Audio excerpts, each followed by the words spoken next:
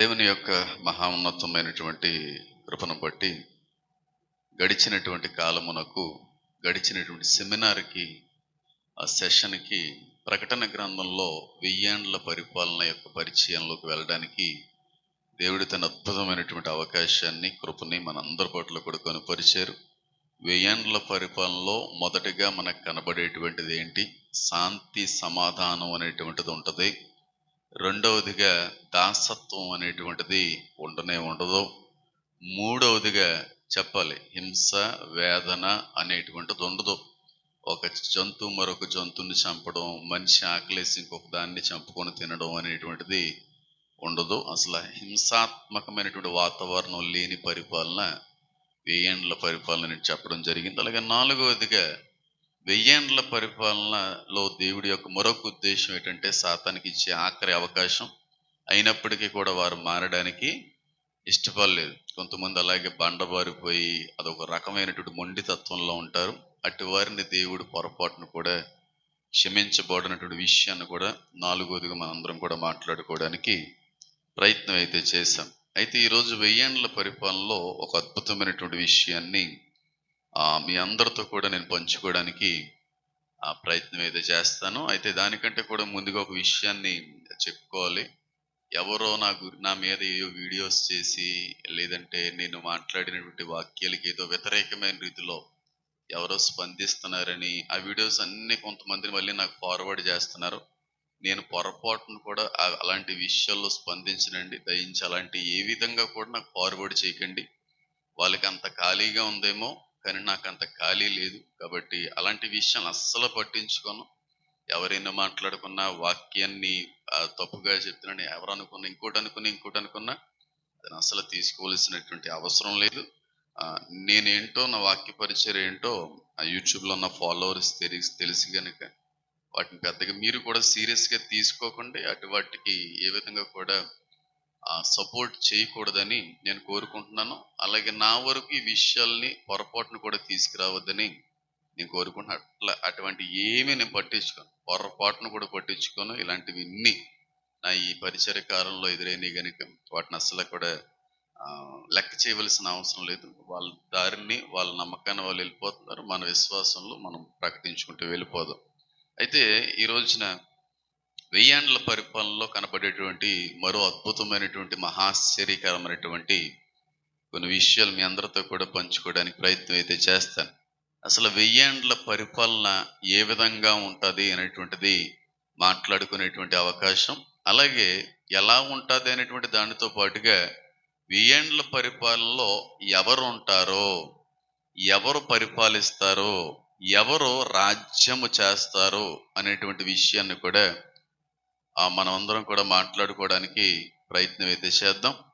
ఎవరు పరిపాలిస్తారో, ఎవరు రాజ్యం చేస్తారో, అలాగే ఎవరెవరు ఉంటారో దేవుని యొక్క రాజ్యంలో ఈ 1000 ఏండ్ల పరిపాలనలో యేసు క్రీస్తు ప్రభువు వారితో పాటుగా ఎవరెవరు ఉండబోతున్నారో అనేటువంటి విషయాలు ఈరోజు మనం అందరం కూడా ఆలోచించేటువంటి ప్రయత్నం అయితే తప్పకుండా చేద్దాం. ప్రకటన గ్రంథము 19వ అధ్యాయము, ప్రకటన గ్రంథము 19వ అధ్యాయాన్ని కానీ ప్రాముఖ్యమైన ప్రధానమైన అంశంగా కానీ మనం తీసుకున్నట్టయితే, మొదటగా దేవుని యొక్క పరిపాలన 1000 ఏండ్ల పరిపాలన జరగడానికంటే కూడా ముందుగా యేసుక్రీస్తు ప్రభు వారితో వచ్చేటువంటి వ్యక్తులు ఎవరో అనేటువంటి దాంతో పాటుగా ఆ పరిపాలనలో ఆ 1000 ఏండ్ల రాజ్యంలో ఎవరు ఉంటారో అనేటువంటి విషయాలు కూడా మొదటగా మనం పరిశీలించే ప్రయత్నం చేద్దాం. ప్రకటన గ్రంథము 19వ అధ్యాయము 6-7 వచనాలు కానీ మనం చదివినట్టయితే అక్కడ ఒక చక్కటి మాట నాకు కనబడతా ఉంది. అది కూడా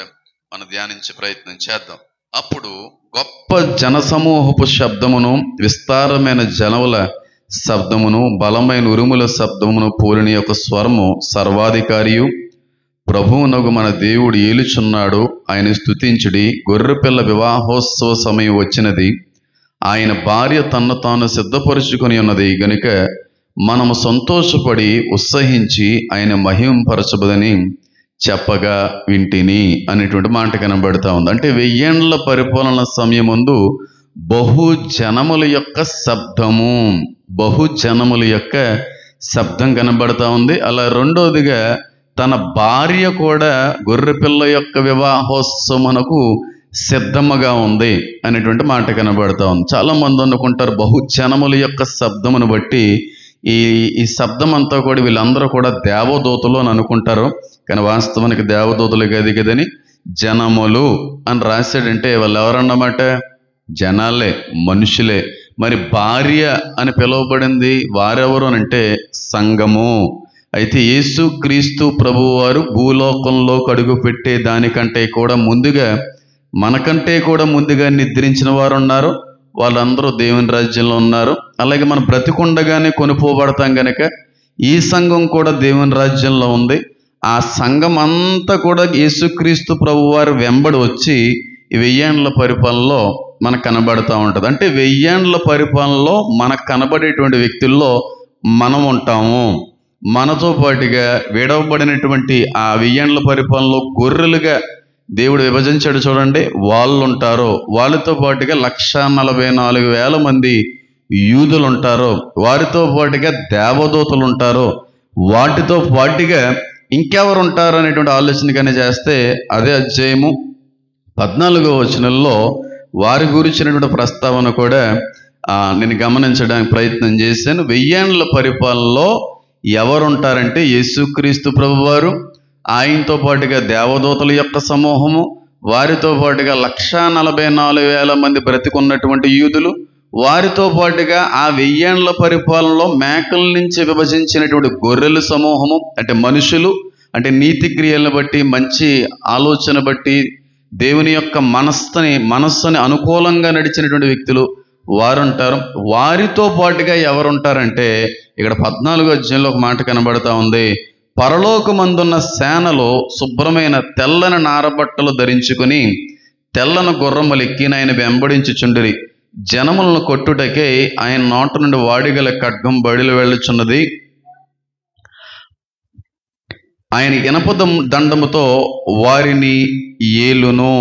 ఆయనే సర్వాధికారి దేవుని తీక్షణమైన ఉగ్రత అని మధ్యపు తొట్టు త్రొక్కును. ఇంకొకరు ఎవరున్నారంటే శుభ్రమైన తెల్లని నారబట్టలు ధరించుకొని తెల్లని గుర్రములు ఎక్కైనా వెంబడిస్తున్నారు. అంటే వీరు కూడా దేవుని యొక్క పరిపాలన 1000 ఏండ్ల రాజ్య పరిపాలనలో వీరు ఉండబోతున్నారు. వీళ్ళ గురించి మనం పరిశీలించాలంటే 20వ అధ్యాయం 4వ వచనం చదివితే అక్కడ కూడా మాట ఉంది. అంతటి సింహాసనములను చూచితిని, వాటి మీద ఆశీనులు ఉండేవారికి విమర్శ చేయుటకు అధికారం ఇయ్యబడిను. మరియు క్రూర మృగమునకైనను దాని ప్రతిమనకైనను నమస్కారము చేయక తమ నొసలు యందు గాని చేతుల యందు గాని దాని ముద్ర వేయించుకొనని వారిని యేసు విషయమే తామిచ్చిన సాక్ష్యము నిమిత్తమును దేవుని వాక్యము నిమిత్తమును శిరచ్ఛేదనము చేయబడిన వారి ఆత్మలను కూడా చూచితిని. వారు బ్రతికిన వారే 1000 సంవత్సరములు క్రీస్తుతో కూడా ఏం చేశారంటే రాజ్యము చేశారు. అంటే 1000 ఏండ్ల పరిపాలనలో క్రీస్తుంటాడు, 144,000 మంది యూదులు ఉంటారు, అలాగే అన్యుల నుంచి తీయబడినటువంటి గొర్రెలు ఉంటాయి. దానితో పాటుగా మనం వచ్చేటువంటి సంఘంగా మనం ఉంటాము. వారితో పాటుగా ఎవరుంటారంటే 666 ముద్ర వేయించుకోకుండా దేవుని నిమిత్తమే ఎవరైతే హతసాక్షులుగా చచ్చిపోతారో వారు కూడా క్రీస్తుతో పాటుగా 1000 సంవత్సరములు రాజ్యము చేస్తారు అనేటువంటి మాట కనబడతా ఉంది. అంటే 1000 ఏండ్ల పరిపాలన కంటే కూడా ముందుగా ఉన్నటువంటి శ్రమకాలంలో 666 ముద్ర రాబోతుంది. ఆ ముద్రను వేయించుకోకుండా వాక్యంలో ఉన్నటువంటి విషయాలు మాకు గుర్తొస్తున్నాయి, పొరపాటును కూడా మేము వేయించుకోము, చచ్చిపోవడానికి కూడా మేము సిద్ధమే అని చెప్పి ఎవరైతే చనిపోతారో వారికి కూడా దేవుడు ఒక అద్భుతమైనటువంటి స్థానాన్ని ఈ 1000 ఏండ్ల సంవత్సరాల్లో ఇవ్వబోతున్నాడు అనేటువంటి విషయాన్ని కూడా మనం గమనించగలుగుతా ఉన్నాం. అయితే వాక్యంలో ఒక మాట ఉంటుంది, తన ప్రాణమును కాపాడుకునేవాడు పోగొట్టుకుంటాడు, తన ప్రాణాన్ని పోగొట్టుకున్నవాడు బ్రతికుతాడని చెప్పి వాక్యం సెలవిస్తూ ఉంది. 666 ముద్రలో చాలామంది ప్రాణాన్ని కాపాడుకోవడానికి ముద్ర ఏం చేసుకుంటారు. 666 ముద్రలో ఎవరుంటారంటే క్రీస్తుని అంగీకరించకుండా ఇంకనూ కూడా రక్షణ ఆలస్యం చేసేటువంటి వ్యక్తులు ఉంటారు, అన్య జనాంగం ఉంటుంది, వీరందరితో పాటుగా యూదులు కూడా ఉంటారు. అయితే ఆ సమయంలో ఎవరైతే 666 ముద్ర వేయించుకోకపోతే చంపేస్తాము అనే చట్టం వస్తుందో ఆ చట్టంలో 666 ముద్ర వేయించుకోకపోతే చంపేస్తారనే భయాన్ని బట్టి చాలా మంది వారి ప్రాణాన్ని కాపాడుకోవడానికి ముద్ర వేయించేసుకుంటారు. కానీ కొంతమంది చచ్చిపోవడానికి కూడా మేము రెడీయే, ఏవైనా పర్లేదని చెప్పి చాలా మంది 666 ముద్ర వేయించుకోవడానికి ఇష్టపడరు. అంటే ఒక దేవుణ్ణి అంగీకరించడానికి ఇష్టపడరు, ఆ దేవుణ్ణి స్తుతించడానికి ఆరాధించడానికి ఇష్టపడరు. అప్పుడు చచ్చిపోతారు చాలా మంది. ఆ చచ్చిపోయిన వాళ్ళు చచ్చిపోయినట్టుగానే ఉంటారా అంటే అది భ్రమే. చనిపోయిన వాళ్ళు మళ్ళీ ఏం చేస్తారనుంది? బ్రతికిన వారే. చూడండి అక్కడ, దేవుని వాక్యము నిమిత్తమును శిరచ్ఛేదనము చేయబడిన వారి ఆత్మలను చూచితిని, వారు బ్రతికిన వారే 1000 సంవత్సరములు క్రీస్తుతో కూడా ఏం చేస్తారో? రాజ్యం చేస్తారు. నేను చాలాసార్లు చెప్తా ఉంటాను, ఆ శ్రమకాలంలో ఒకవేళ ఎవరైనా విడవబడితే చచ్చిపోండి, కానీ ఏమి వేయించుకోకండి? 666 ముద్ర వేయించుకోకండి. పొరపాటును కూడా అది మన శరీరాన్ని తాకడానికి వీలు లేదు. ఎందుకంటే దానివల్ల వచ్చేటువంటి పర్యవసానాలు చాలా తీవ్రమైనటువంటివి అనేటువంటిది కూడా నేను చాలాసార్లు చాలా సందర్భాల్లో చెప్పడానికి కూడా ప్రయత్నం చేశాను. అయితే 1000 ఏండ్ల పరిపాలనలో మనకు కనబడేది సంఘంగా మనము 666 ముద్ర వేయించుకోకుండా చనిపోయినటువంటి హతసాక్షులు, యేసుక్రీస్తు ప్రభువారు, ఇంకా అక్కడున్న యూదులు, ఇంకా కొంతమంది అన్యుల నుంచి వచ్చినటువంటి గొర్రెలు. ఇంతేనా? ఇంకెవరో లేరా 1000 ఏండ్ల పరిపాలన అంటే? మీ ఆశ్చర్యానికి గురి చేసేటువంటి ఒక విషయాన్ని మీ అందరితో కూడా పంచుకునే ప్రయత్నం చేస్తాను. ఒకసారి దానియేలు గ్రంథము 7వ అధ్యాయానికి మనం చూసినట్టయితే ఇంకెవరెవరు ఉంటారో అనేటువంటి మాట కూడా ఆ చోట నేను గమనించుకోవడానికి దేవుడు తన కృపని అనుగ్రహించాడు. దానియేలు గ్రంథము 7వ అధ్యాయము, దానియేలు గ్రంథము 7వ అధ్యాయము 27వ వచనం చదివితే ఇంకెవరు ఉన్నారు అనేటువంటిది కనబడుతుంది. ఆకాశమంతటి క్రిందనున్న రాజ్యమును, అధికారమును, రాజ్య మహత్యమును మహోన్నతుని పరిశుద్ధులకు చెందును. ఆయన రాజ్యము నిత్యము కూడా నిలుచును. అధికారులందరూ దానికి దాసులై విధేయులగుదురు. ఇంతలో సంగతి సమాప్తమాయనని చెప్పెను. ఆకాశము క్రిందన్న రాజ్యము అన్నాడు తప్ప ఆకాశం పైన ఉన్న పరలోక రాజ్యం గురించి కాదు. దీన్ని కూడా చాలా మంది దేవుని యొక్క పరలోక రాజ్యం గురించి లింక్ చేస్తూ మాట్లాడుతూ ఉంటారు. పరలోక రాజ్యంలో జరిగేది కాదు, భూలోక సంబంధమైనటువంటి రాజ్య పరిపాలన అని చెప్పి చాలా క్లియర్గా ఉంది.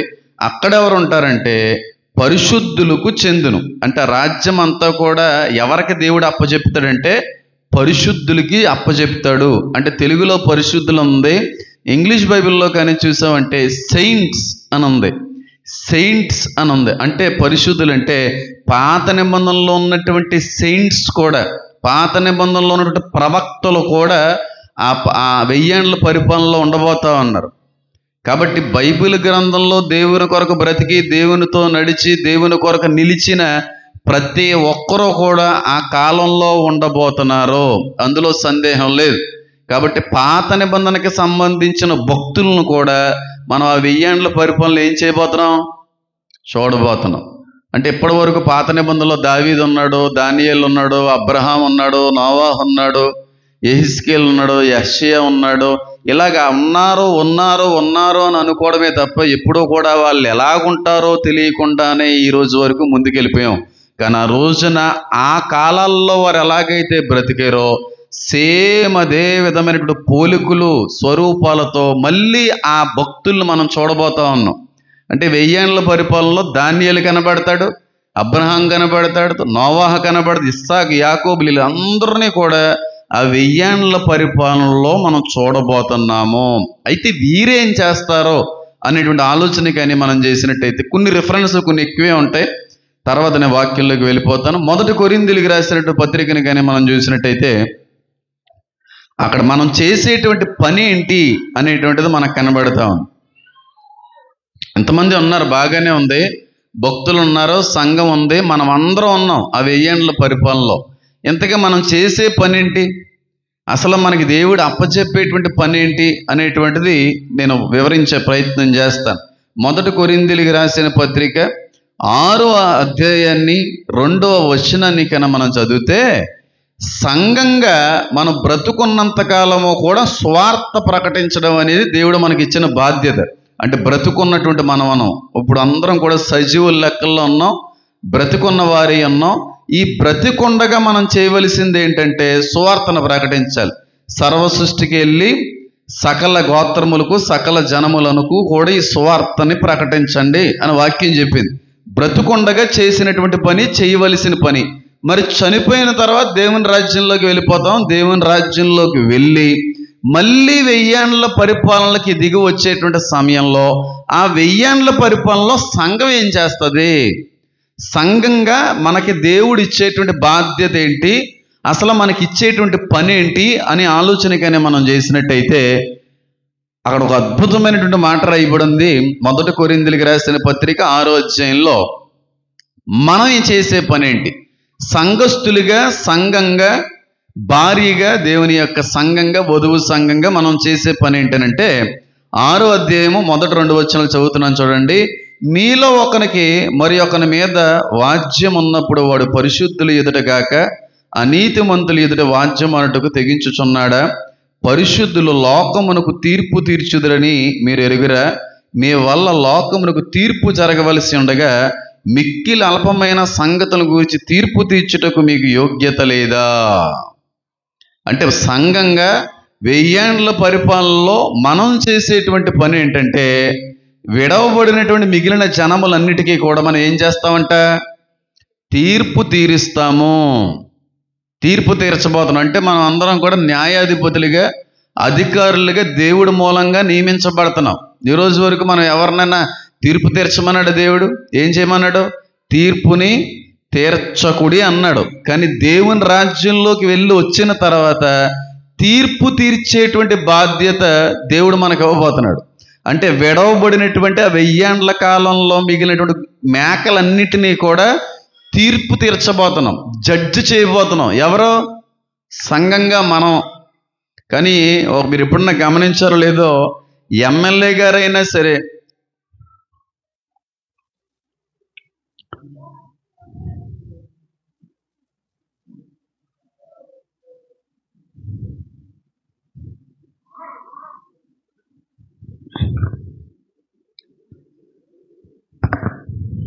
మీరు ఎప్పుడన్నా గమనించారో లేదో, ఎమ్మెల్యే గారి కంటే కూడా ఎక్కువ ఓవర్ యాక్షన్ చేసేది ఎవరో?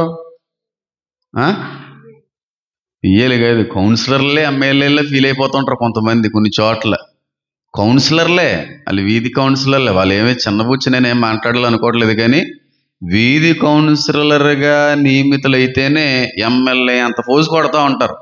అవునంటారా కాదంటారా? ఎందుకంటే ప్రతి మనిషి కూడా అధికారపు లక్షణాలు కలిగి ఉండాలి, అధికారం చేయాలి, నాయకుడిగా చలామణి అవ్వాలి, నేను చెప్పినట్టుగా అనేక మంది వినాలి అని కోరుకుంటారు మనుషులు. కొంతమంది మరీ ఎక్కువ కోరుకుంటా ఉంటారు, పెద్ద ఏదో నాయకుల్లాగా, నాయకురాల్లాగా నేను చెప్పిందే మీరు చేసేయాలన్నట్టుగా. కొంతమంది ఓవర్ యాక్షన్ చేసేటువంటి క్రైస్తవ విశ్వాసులు కూడా ఉంటారు. వీళ్ళు ఏదో మొత్తం సంఘాన్ని అంతటిని నడిపించేస్తున్నట్టుగా, వీళ్ళంత సంఘం అంతా కూడా వీళ్ళు వెంటే నడవాలన్నట్టుగా కొంతమంది ఓవర్ యాక్షన్ చేసే వ్యక్తులు కూడా ఉంటారు. ఎందుకు ఈ మాట చెప్తున్నారంటే అందరికీ అధికారం కావాలి, అందరికీ కూడా వీళ్ళు చెప్పే మాటకు లోబడేటువంటి రీతిలో ఉండాలని అందరూ కోరుకుంటారు. అవునంటారా కదంటారా? ఇప్పుడు ఒక ఎమ్మెల్యే గారో, ఒక మినిస్టర్ గారో, ఒక ఎంపీ గారో మంచి కాన్వే మీద, మంచి ఫుల్ ఫోర్స్ మీద, సెక్యూరిటీ మీద వచ్చారనుకోండి, సగటు ఏ మనిషి అయినా సరే మాకు కూడా అలాంటి స్థాయి వస్తే బాగున్ను, స్థానం వస్తే బాగున్ననే కోరుకుంటారు. ఏం రాజభోగం అండి బాబు, ఎంత సెక్యూరిటీ ఉందండి బాబు, ఏం పదవిని అనుభవిస్తున్నారండి బాబు అని చెప్పి, ఎందుకు పని చేయని వాడు సైతం అలాంటి చూసినప్పుడు ఎమ్మెల్యే అవ్వాలని, మినిస్టర్ అవ్వాలని, ఎంపీలు అవ్వాలని ఫీల్ అయిపోతూ ఉంటాం. ఎందుకు? అధికారం ఒక వ్యక్తిని ఎప్పుడు ఆకర్షింపజేస్తూ ఉంటుంది. అలా ఫాలోయింగ్ కోరుకునేటువంటి వ్యక్తులు కొంతమంది, అందరని కాదు కానీ కొంతమంది యజమాయిషి చేయడానికి ఇష్టపడతా ఉంటారు, లీడర్స్గా ఫీల్ అయిపోతుంటారు కొంతమంది. నేను కూడా మనం విన్నాను కనుక నేను గమనించాను. చాలా లీడర్లు, ఇంకా వాళ్ళే లీడర్లాగా, వాళ్ళే పాస్టర్లాగా, వాళ్ళే పాస్టరమ్మలాగా కొంతమంది కొన్ని చోట్ల ఫీల్ అయిపోతూ ఉంటారు. ఎందుకంటే అధికారం కోరుకునేటువంటి వ్యక్తులు కొంతమంది. కానీ మీకు ఒక విషయం తెలుసా? భూలోకంలో మనకి అధికారం లేకపోవచ్చు, కానీ 1000 ఏండ్ల పరిపాలనలో ఈరోజు వరకు ఉన్నటువంటి ప్రపంచ ప్రధానుల కంటే, ప్రెసిడెంట్ల కంటే కూడా గొప్ప బాధ్యతని దేవుడు మనకి ఇవ్వబోతున్నాడు. అధికారులుగా మనల్ని దేవుడు నియమించబోతా ఉన్నాడు. వాళ్ళందరికీ తీర్పు తీర్చేటువంటి సమూహంగా మన దేవుడు నిలబెడుతున్నాడంటే ఇంతకు మించిన స్థానం ఏ మనిషికి ఎన్న వస్తుందా? సర్వజనులకి కూడా తీర్పు తీరుస్తాం, జడ్జి చేస్తాం. అంత గొప్ప స్థానం దేవుడు 1000 ఏండ్ల పరిపాలనలో మనందరికీ కూడా అనుగ్రహించబోతున్నాడు. ఇది మొదటి విషయం. అలాగే రెండవదిగా ఇంకెవరన్నా ఉంటారండి ఈ 1000 ఏండ్ల పరిపాలనలో? చిన్న సబ్జెక్ట్ ఇది, అందుకే నేను త్వరగా ఒక 40-30 మినిట్స్లో ముగించేసుకోవడానికి ప్రయత్నం చేస్తున్నాను. చాలా చిన్న సబ్జెక్ట్, దీని గురించి మాట్లాడుకోవడానికి, నేర్చుకోవడానికి చాలా తక్కువ మొత్తంలో ఉంటుంది కనుక జస్ట్ ఎవరెవరు ఉంటారని చెప్పి మీ అందరికీ తెలియపరచడానికి తీసుకున్నటువంటి విషయం. అయితే ఇంకెవరు ఉంటారండి 1000 ఏండ్ల పరిపాలనలో అని ఆలోచన చేస్తే మత్తయి సువార్తలో కూడా ఈ విషయాన్ని నేను గమనించాను. మత్తయి సువార్తలో మరొక మాట నేను గమనించాను. మత్తయి సువార్త 20వ అధ్యాయం 19వ అధ్యాయంలో ఒక మాటను గమనించాను. ఈ చోట కూడా ఈ 1000 ఏండ్ల పరిపాలనలో మనకు కనబడేటువంటి వ్యక్తులు ఎవరో కూడా మనకు కనబడతా ఉంది.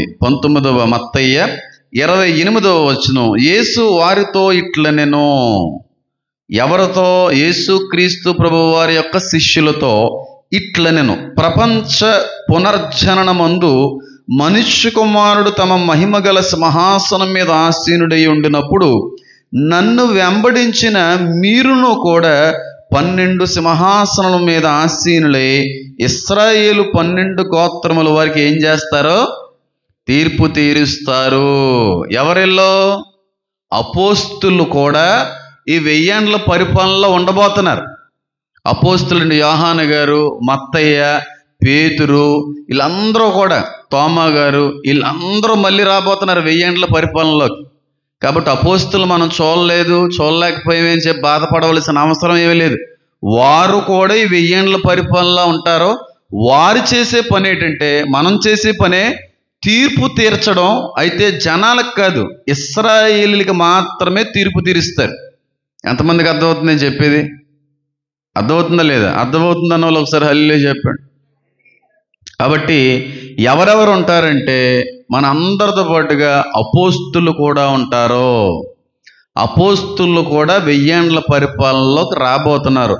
వారు కూడా యేసుక్రీస్తు ప్రభు వారి పక్కన 12 సింహాసనాల మీద కూర్చోబోతా ఉన్నారు. వారు ఎవరికి తీర్పు తీరుస్తారంటే మనకి కాదు, లోకానికి కాదు, 12 సింహాసనాల మీద ఆసీనులై ఇశ్రాయేలు 12 గోత్రముల వారికి తీర్పు తీరుస్తారు. 12 గోత్రముల వారికి 1,44,000 మంది యూదులు విడవబడతారు, మిగులుతారు. వాళ్ళందరికీ ఈ అపోస్తులు తీర్పు తీరుస్తారు. అది తెలుగు బైబిల్లో కానీ, ఇంగ్లీష్ బైబిల్లో కానీ తీర్పు అనే మాటే ఉంది. కానీ గ్రీకు బైబిల్లో కానీ చదివితే తీర్పు తీర్చుదురు అనేటువంటి పదం దగ్గర క్రీనో అనేటువంటి మాట ఉపయోగించబడింది. దాని యొక్క అర్థం ఏంటంటే సెపరేట్ చెయ్యుట, వేరుపరుచుట, లేదంటే ఎన్నుకొనుట, చూసింగ్ అన్నమాట. అంటే 1,44,000 మందిలో ఈ అపోస్తుల సింహాసనాల మీద కూర్చొని ఆ 1,44,000 మంది యూదుల్ని లో నుంచి కొంతమందిని సెలెక్ట్ చేసుకుంటారు. ఎందుకు సెలెక్ట్ చేసుకుంటారంటే కొన్ని బాధ్యతలు ప్రత్యేకంగా ఇవ్వడానికి దేవుడు వాళ్ళని ఎన్నుకోవడానికి వాళ్ళని నియమించాడు.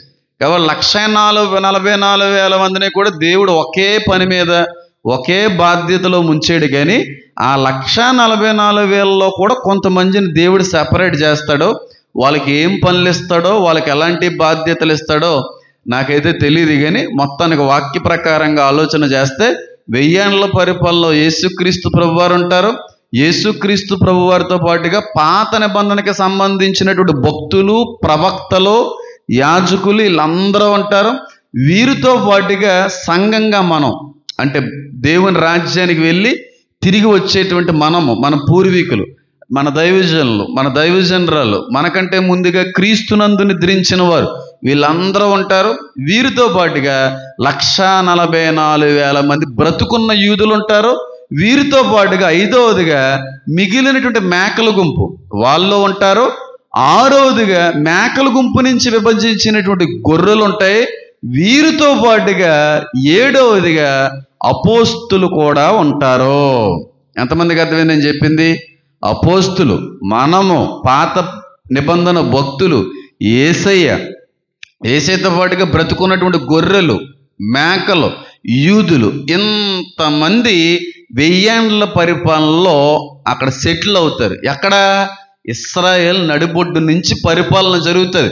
ఎందుకు ఇశ్రాయేల్ని దేవుడు కేంద్రంగా తీసుకున్నాడంటే, ప్రపంచానికి, భూలోకానికి సెంటర్ పాయింట్ ఏదన్నా ఉందంటే ఇశ్రాయేలే. మీరు నమ్మండి నమ్మకపోండి, ఈ పోడియం ఉంది, ఇటు నుంచి ఇటు కొలిచిన, ఇటు నుంచి ఇటు కొలిచిన, ఇటు నుంచి ఇటు కొలిచిన, ఇటు నుంచి ఇటు కొలిచిన, వీటికి మధ్యలో ఒక సెంటర్ అనేది వస్తుంది. ఖచ్చితంగా సెంటర్ పాయింట్ అనేటువంటిది ఉంటుంది. అంటే ఇక్కడి నుంచి ఇక్కడికి 30 అంగుళాలు అనుకోండి, 30 ఇంచ్ అనుకోండి. ఇక్కడి నుంచి 15 ఇంచెస్కి సెంటర్ పాయింట్, ఇక్కడి నుంచి ఇక 15 ఇంచెస్ మిగిలిందన్నమాట. ప్రపంచానికి, భూమికి మధ్య ఉన్నటువంటి దేశం ఏంటంటే ఇశ్రాయేలే. ఎంతమందికి ఈ విషయం తెలుసో నాకు తెలియదు, కానీ ప్రపంచ నడిబొడ్డులో ఉన్నది ఇశ్రాయేల్ దేశం. భూమికి నడిబొడ్డులో ఉన్నటువంటి దేశం ఇశ్రాయేల్ దేశం. ఆ నడిబొడ్డులో ఉన్నటువంటి ఇశ్రాయేల్ దేశాన్ని కేంద్రంగా చేసుకుని దేవుడు పరిపాలన ప్రపంచం అంతా చేస్తాడు. ఎంతమందికి అర్థమైంది నేను చెప్పింది? కేంద్రంగా ఇశ్రాయేల్ని ఎంచుకుంటాడు. యాంటీక్రీస్తు కూడా కేంద్రంగా దేన్ని ఎంచుకున్నాడు? ఇశ్రాయేల్నే. ఇశ్రాయేల్ మందిరంలో సింహాసనం మీద కూర్చున్నాడు, నేనే దేవుడిని అని చెప్పి. అక్కడి నుంచి ప్రపంచాన్ని వెళ్దాం అనుకుంటాడు, కానీ వాడికి వల్ల జరగదు, వాడి వల్ల కాలేదు. కానీ యేసుక్రీస్తు ప్రభువారు ఇశ్రాయేల్ని కేంద్రంగా చేసుకుని ప్రపంచ నడిబొడ్డుల్లో ఉన్నటువంటి ఆ స్థలం నుండి రాజ్య పరిపాలన చేయబోతున్నాడు. ఎంతమంది ఉంటారంటే 7 పేర్లు చెప్పానా లేదా? కాబట్టి వీళ్ళందరూ 1000 ఏండ్ల పరిపాలనలో ఉండబోతున్నారు. ఇక్కడ ఒక అద్భుతమైన విషయాన్ని మీ అందరితో కూడా పంచుకునేటువంటి ప్రయత్నం చేస్తాను. చూడండి, మీ ఊహలకి సైతం దొరకనది, మీరు మునుపెన్నడో కూడా దీని గురించి ఆలోచించకపోవచ్చు అని అంటాను. అంత అద్భుతమైనటువంటి ఒక అద్భుతమైనటువంటి విషయాన్ని మీతో పంచుకుంటాను. చాలా ఆనందిస్తాం, చాలా సంతోషిస్తాం, అన్నిటికీ మించి ఆత్మలో పరవశించిపోతాం అంటాను. వీళ్ళందరూ ఉన్నారు కదా, వీళ్ళందరూ ఉన్నారని చెప్పాను కదా, భక్తులు అందరూ ఉన్నారు కదా. కానీ ఆ రాజ్యానికి రాజు ఒకడు ఉంటాడు. రాజ్యం అన్న తర్వాత రాజు ఉండాలా లేదా? ఇండియాకి రాజు ఎవరు ఇప్పుడు? నరేంద్ర మోడీ గారు. అమెరికాకి రాజు ఎవరు? ట్రంప్ గారు. ఇస్రాయేల్కి రాజు ఎవరు? నెతన్యాహు గారు. అంటే ఒక్కొక్క దేశము, ఒక్కొక్క రాజ్యము, ఒక్కొక్క రాజ్యానికి ఒక్కొక్క రాజు అనేటువంటి వాడు ఉన్నాడు. రాజు లేకుండా పరిపాలన జరగదు, రాజ్యం అనేటువంటిది కూడా జరగదు. అయితే యేసుక్రీస్తు ప్రభువారు శిరస్సే ఉన్నాడులే, రాజు కంటే కూడా పైన ఉన్నవాడు. ఆయనకున్న పేరు ఏంటంటే రాజులకు రాజు, ప్రభువులకు ప్రభువుని. అంటే రాజు కంటే పైన ఉన్నవాడు, ప్రభువు కంటే కూడా పైన ఉన్నవాడు. చాలా మంది ప్రభువు ప్రభువు ప్రభువు అంటారు, కానీ దాని అర్థం చాలా మంది తెలియదు. ప్రభు అని చాలాసార్లు మనం ఉపయోగిస్తూ ఉంటాం ఈ పదాన్ని. అసలు ప్రభువు అనేది ప్రేజ్ ది లార్డ్, లార్డ్ అనేటువంటి పదానికి ఉన్న అర్థం చాలా మంది తెలియకుండానే ఉచ్చరిస్తూ ఉంటారు. చాలా అర్థం ఉంది, దాని గురించి మాట్లాడే ప్రయత్నం చేస్తాను. అయితే ఈ 1000 ఏండ్ల పరిపాలనలో ఇశ్రాయేల్ అంతా కూడా రాజ్యంగా కట్టబడింది. బయట వాళ్ళు రానవరు, మళ్ళీ అక్కడ గుర్తుపెట్టుకునే మాటని. అక్కడ వీరు మాత్రమే ఉంటారు. ఇశ్రాయేల్లో నేను ఎవరైతే చెప్పానో, ఎవరి గురించి అయితే ప్రస్తావించానో వాళ్ళు మాత్రమే కనబడతారు. బయట ఉంటాయి మేకలన్నీ కూడా. అంటే ప్రపంచవ్యాప్తంగా క్రీస్తుని అంగీకరించకుండా విడవబడినటువంటి వ్యక్తులు ఉన్నారు చూడండి, మేకల గుంపు. అవి ఇశ్రాయేల్ బయట ఉంటాయి, ఈ రాజ్యంలోకి రానివ్వరు. కొందరు వస్తూ ఉంటారు, దూరం నుంచి వర్షిప్ చేసి ఆరాధించి వెళ్ళిపోతుంటారు. కొందరు క్రీస్తుని వర్షిప్ చేయరు. ఆ కాలంలో కూడా, అది కూడా మాట్లాడతాను టైం వచ్చినప్పుడు.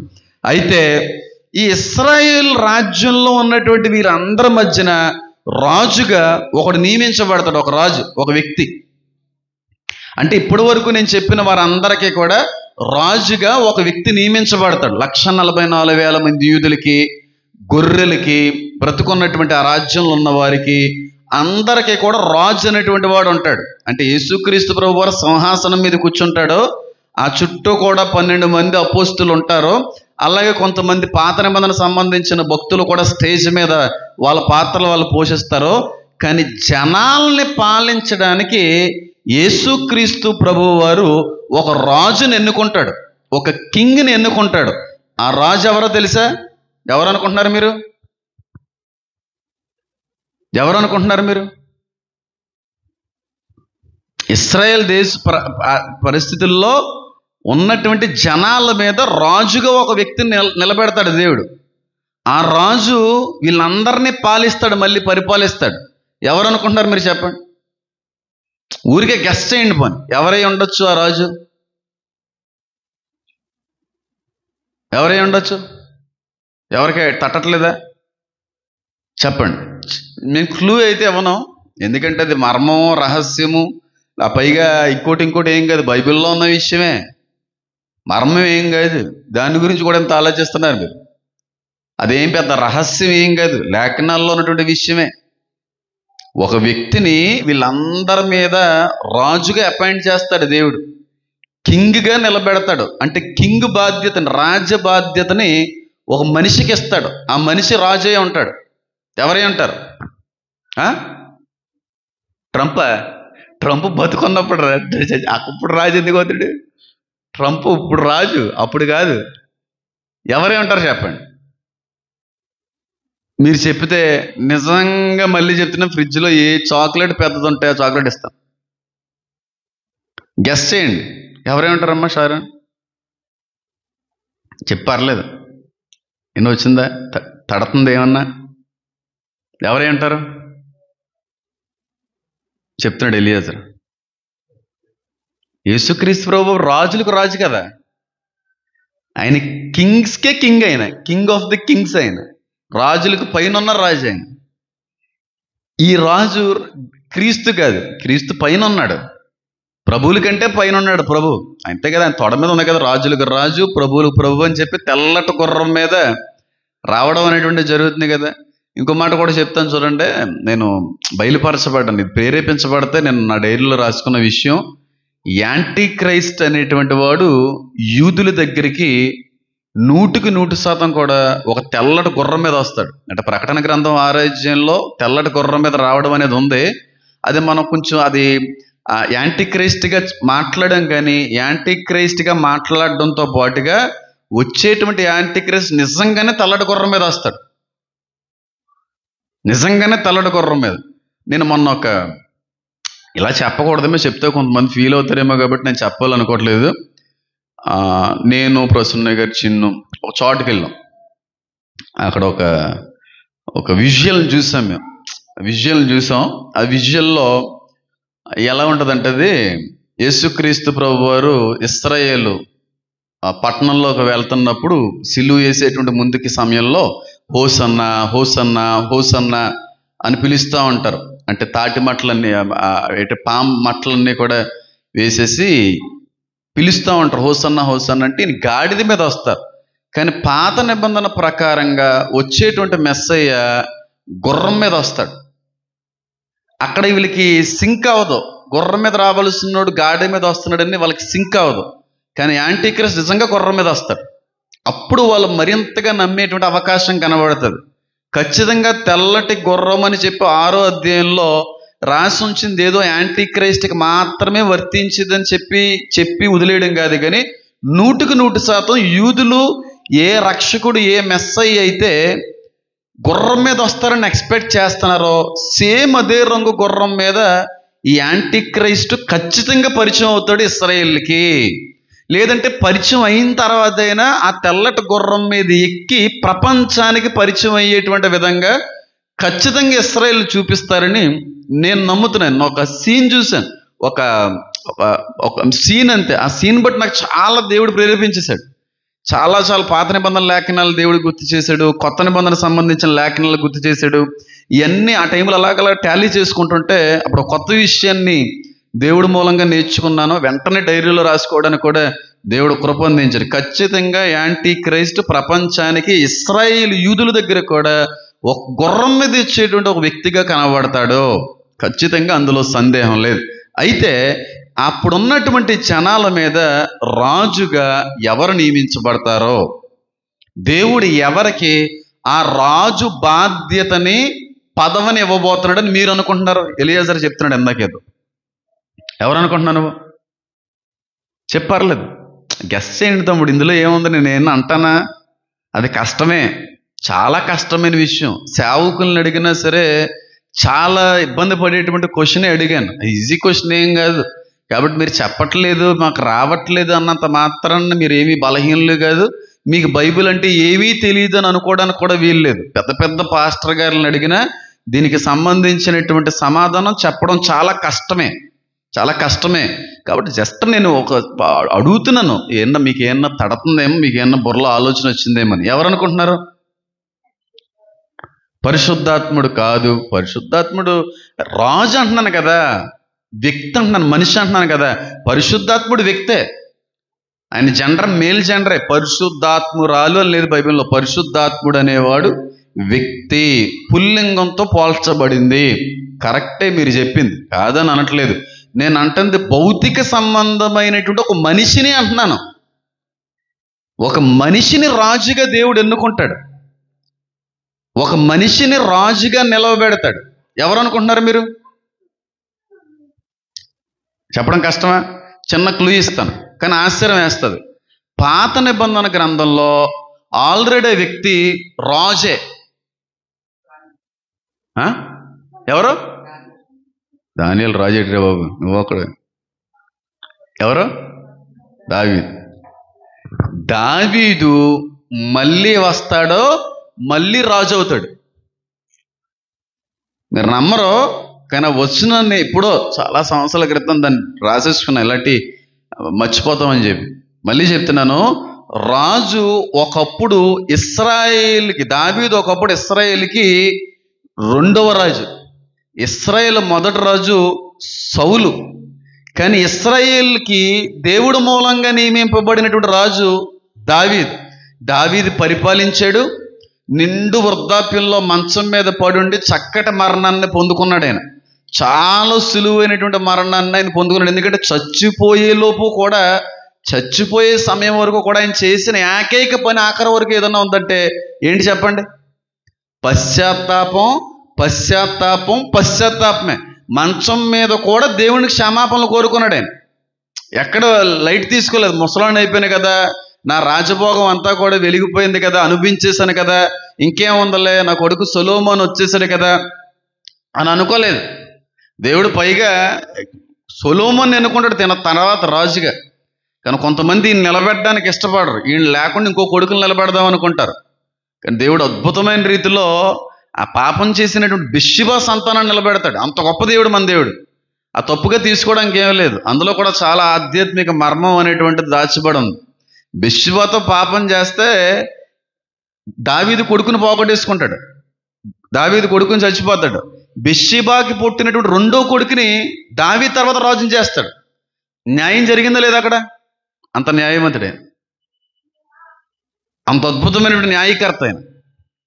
ఆయన రాజ్యం చేశాడు, ఇశ్రాయేల్ని నడిపించాడు, చాలా అద్భుతమైనటువంటి పరిపాలన చేశాడు. చచ్చిపోయాడు దావీదు. చచ్చిపోయాడా లేదా? 100% కాదు, 1000% చచ్చిపోయాడు. మట్టిలో మట్టి అయిపోయాడు. తర్వాత దేవుని రాజ్యానికి వెళ్ళిపోయాడు.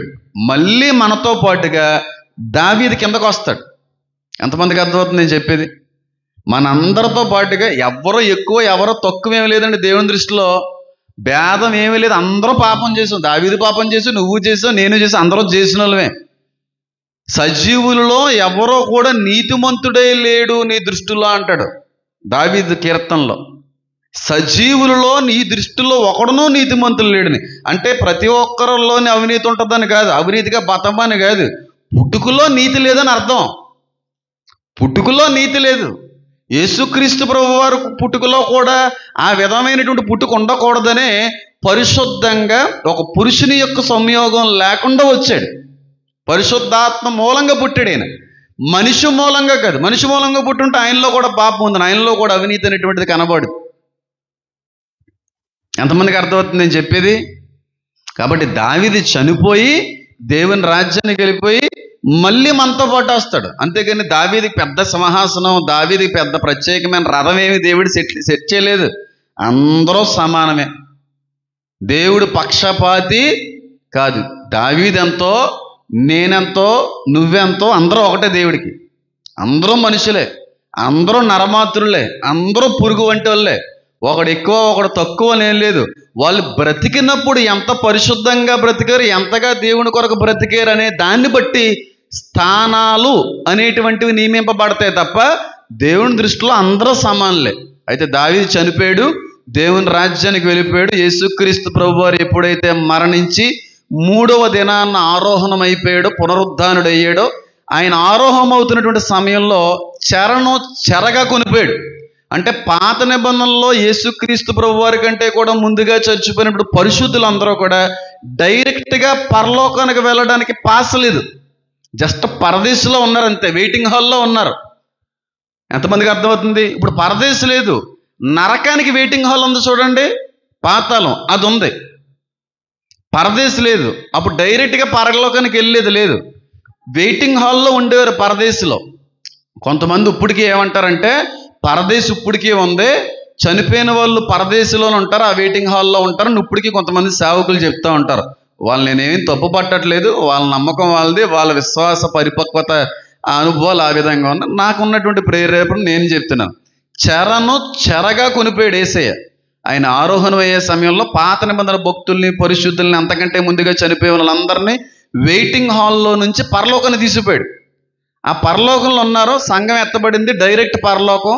ఇప్పుడు ఆ పరలోకం నుంచి పాత నిబంధన భక్తులు సంఘం అంతా మళ్ళీ యెరూషలేములో అడుగు పెడుతుంది. ఆ యెరూషలేములో అడుగు పెట్టేటువంటి వాళ్ళల్లో దావీదు కూడా ఉంటాడో. దావీదు రాజుగా మళ్ళీ పట్టాభిషేకం చేయబడతాడు, మళ్ళీ రాజు అవుతాడు దావీదు. దావీదు రాజుగా పరిపాలన చేయడం మొదలు పెడతాడు. ఎక్కడుందండి ఈ విషయం అని అంటే చాలా 2-3 చోట్ల ఉంది, కానీ మీకు చూపించాలి కనుక ఏదో నోటి మాటతో చెప్పేస్తే అది మళ్ళీ తప్పుగా భావించే అవకాశం ఉంది కనుక ఎక్కడుందనుకుంటున్నారు మీరు? చెప్పాలి. నాకు దావీదని చిన్న క్లూ ఇచ్చారు, బాగానే చెప్పారు, సంతోషించాను. ఇంకా నేను సౌలు అనలేదు, ఆయన కూడా రాజే కదా, సౌలు అంటారేమో అని భయపడ్డాను. సారీ అన్న కరెక్ట్గా దావీదు అన్నారు, చాలా మంచి విషయం, అది కరెక్టే. అది ఎక్కడ ఉంటుంది? అది కరెక్టే. ఇంకా చాలా కరెక్ట్గా చెప్పాను అతను. ఇంకెక్కడ ఉంటుంది? ఇంకెక్కడ ఉంటుంది?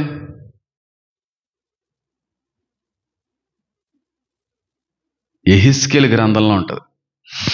యెహెజ్కేలు గ్రంథాన్ని ఒకసారి చూద్దాం. ప్రకటన గ్రంథాన్ని కూడా దావీదు తాళపు చెవి గురించి, ఆ దావీదు వేరు చిగురు గురించి, అది వేరు, అది కరెక్టే, ఆవిడ చెప్పింది కరెక్టే. కానీ క్లియర్గా మనకి ఇంకా బాగా అర్థం అవ్వాలంటే యెహెజ్కేలు గ్రంథాన్ని మనం ఖచ్చితంగా చదివినట్టయితే అక్కడ ఒక అద్భుతమైనటువంటి విషయం మనందరూ కూడా కనబడతారు. దావీదుకి దేవుడు రాజుగా మళ్ళీ బాధ్యత ఇచ్చాడండి. యెహెజ్కేలు గ్రంథము 37వ అధ్యాయము 24వ వచనం. యెహెజ్కేలు 37:24.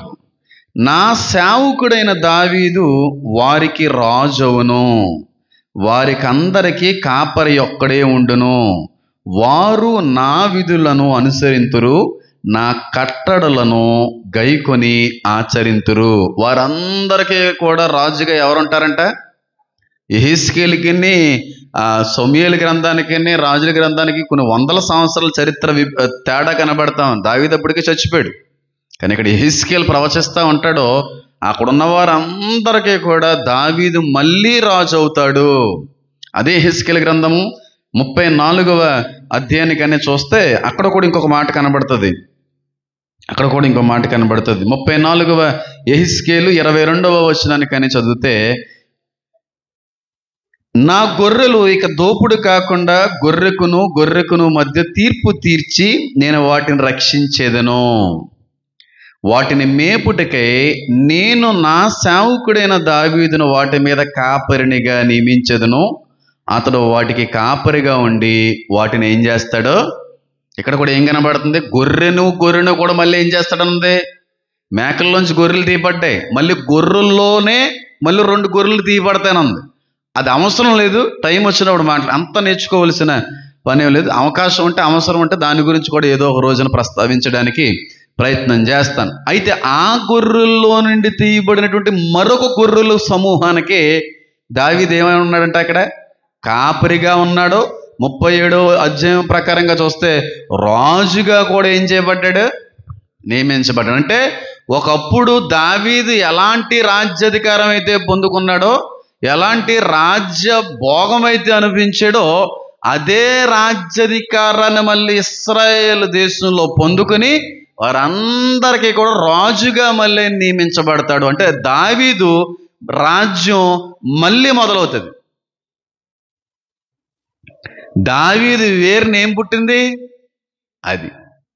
దాన్ని ఒక రేంజ్లో చెప్తారు కొంతమంది. నేను వాళ్ళని ఏం తప్పు పట్టట్లేదులే, వాళ్ళని ఏమి నేను ఎటకరంగా మాట్లాడే ప్రయత్నం చేయట్లేదు. అంటే ప్రకటన గ్రంథం అంటే కనీస భయం ఉండాలి కదా అని కోరుకుంటున్నాను అంతే. ఏదో నేను చెప్పేసి అన్నీ కూడా 100% కరెక్ట్ అని కూడా అనట్లేదు నేనేమిని. నాకున్న ప్రేరేపణ, నాకున్న విశ్వాస పరిపక్వతను బట్టి నేను చెప్తున్నాను. ఒకవేళ తప్పు అయితే నేను శిక్ష అనుభవించాలి. ఒకవేళ నేను తప్పు బోధించాను అనుకోండి, ఇందులో ఏదైనా తీసేసినా లేనిది ఏదన్నా కలిపేసినా చాలా భయంకరమైనటువంటి శిక్షను అనుభవించాలి, అది నాకు తెలుసు. ప్రకటన గ్రంథం విషయంలో కొంచెం జాగ్రత్త వహించి మాట్లాడితే కొంచెం మంచిదని నేను కోరుకుంటా ఉంటాను. అది కొంతమంది చెప్పేది కరెక్టే, కానీ దాని గురించి ఎక్కువ మాట్లాడుకోవాలంటే ప్రకటన గ్రంథంలో ఉన్నది దీనికి లింక్ చేసి మాట్లాడుకోవాలి. మళ్ళీ ఆ రాజ్యం చిగురిస్తాదే. ఎంతమందికి అర్థమవుతుంది? మళ్ళీ ఆ రాజ్యం చిగురు పొందుకుంటుంది. అంటే దావీదు రాజ్యం అంతరించిపోలేదు, మళ్ళీ ఊపొందుకుంటుంది. మళ్ళీ రాజ్య పరిపాలన, రాజ్య స్టార్టింగ్ డేస్ అనేటువంటి మళ్ళీ వస్తాయి. 1000 ఏండ్లు దావీదు మహాభక్తుడు రాజుగా కనబడుతున్నాడు మనకి. ఇక్కడైతే 40 ఇయర్సే బ్రతుకున్నప్పుడు దావీదు 40 సంవత్సరాలే రాజుగా ఉన్నాడు, 40 సంవత్సరాలే. కానీ అప్పుడు 1000 ఏండ్లు రాజుగా ఉంటాడు. ఎలా ఉంటుందంటారా పరిపాలన?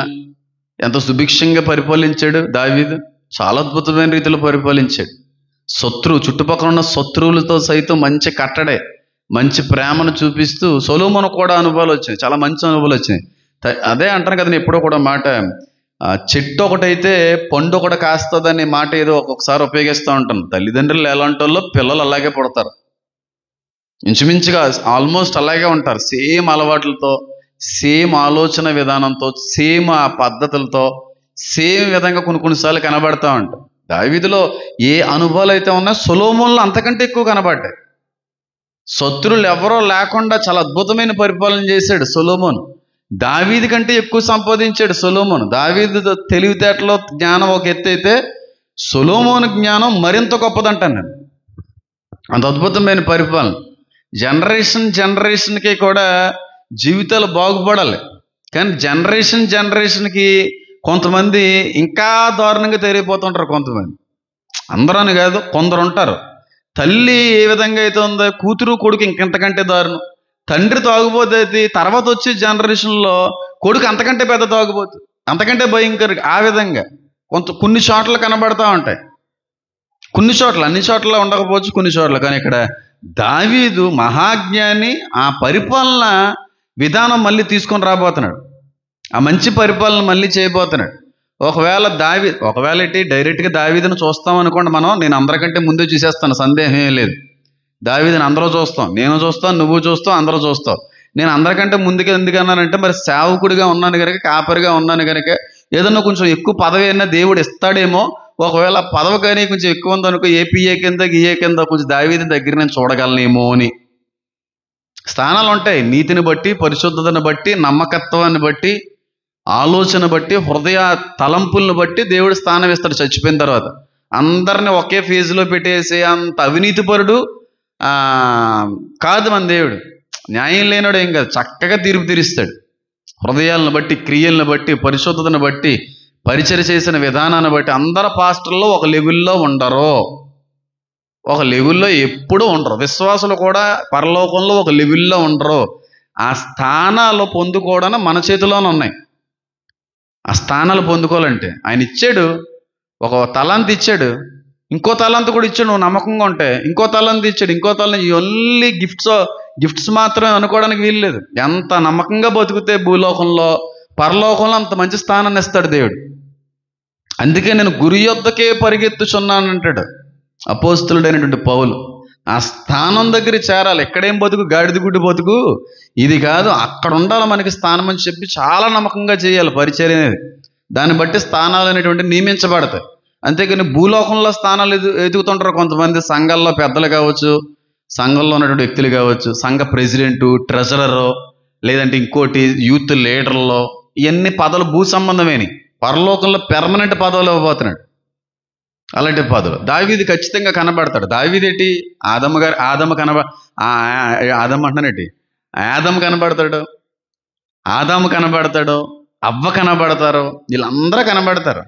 కానీ దావీదు గారు కానీ నాకు ఎదురైనప్పుడు నేను ఆయన 3 ప్రశ్నలు అడగాలనుకుంటున్నాను.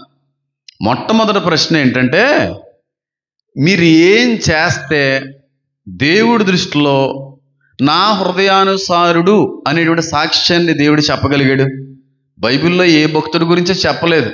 ఈయనకంటే పరిశుద్ధంగా, నాణ్యంగా, నీతిగా, న్యాయంగా బ్రతికిన వ్యక్తుల గురించే దేవాది దేవుడు అలాంటి సాక్ష్యం ఇవ్వలేదు. ఈయనకంటే నీతిగా బతికిన వాళ్ళు ఉన్నారు. ఏలియా, ఎలీషా, వీళ్ళందరూ అగ్గిలాంటి సేవ చేసిన వాళ్ళు, మామూలు పరిచరికులు కాదు.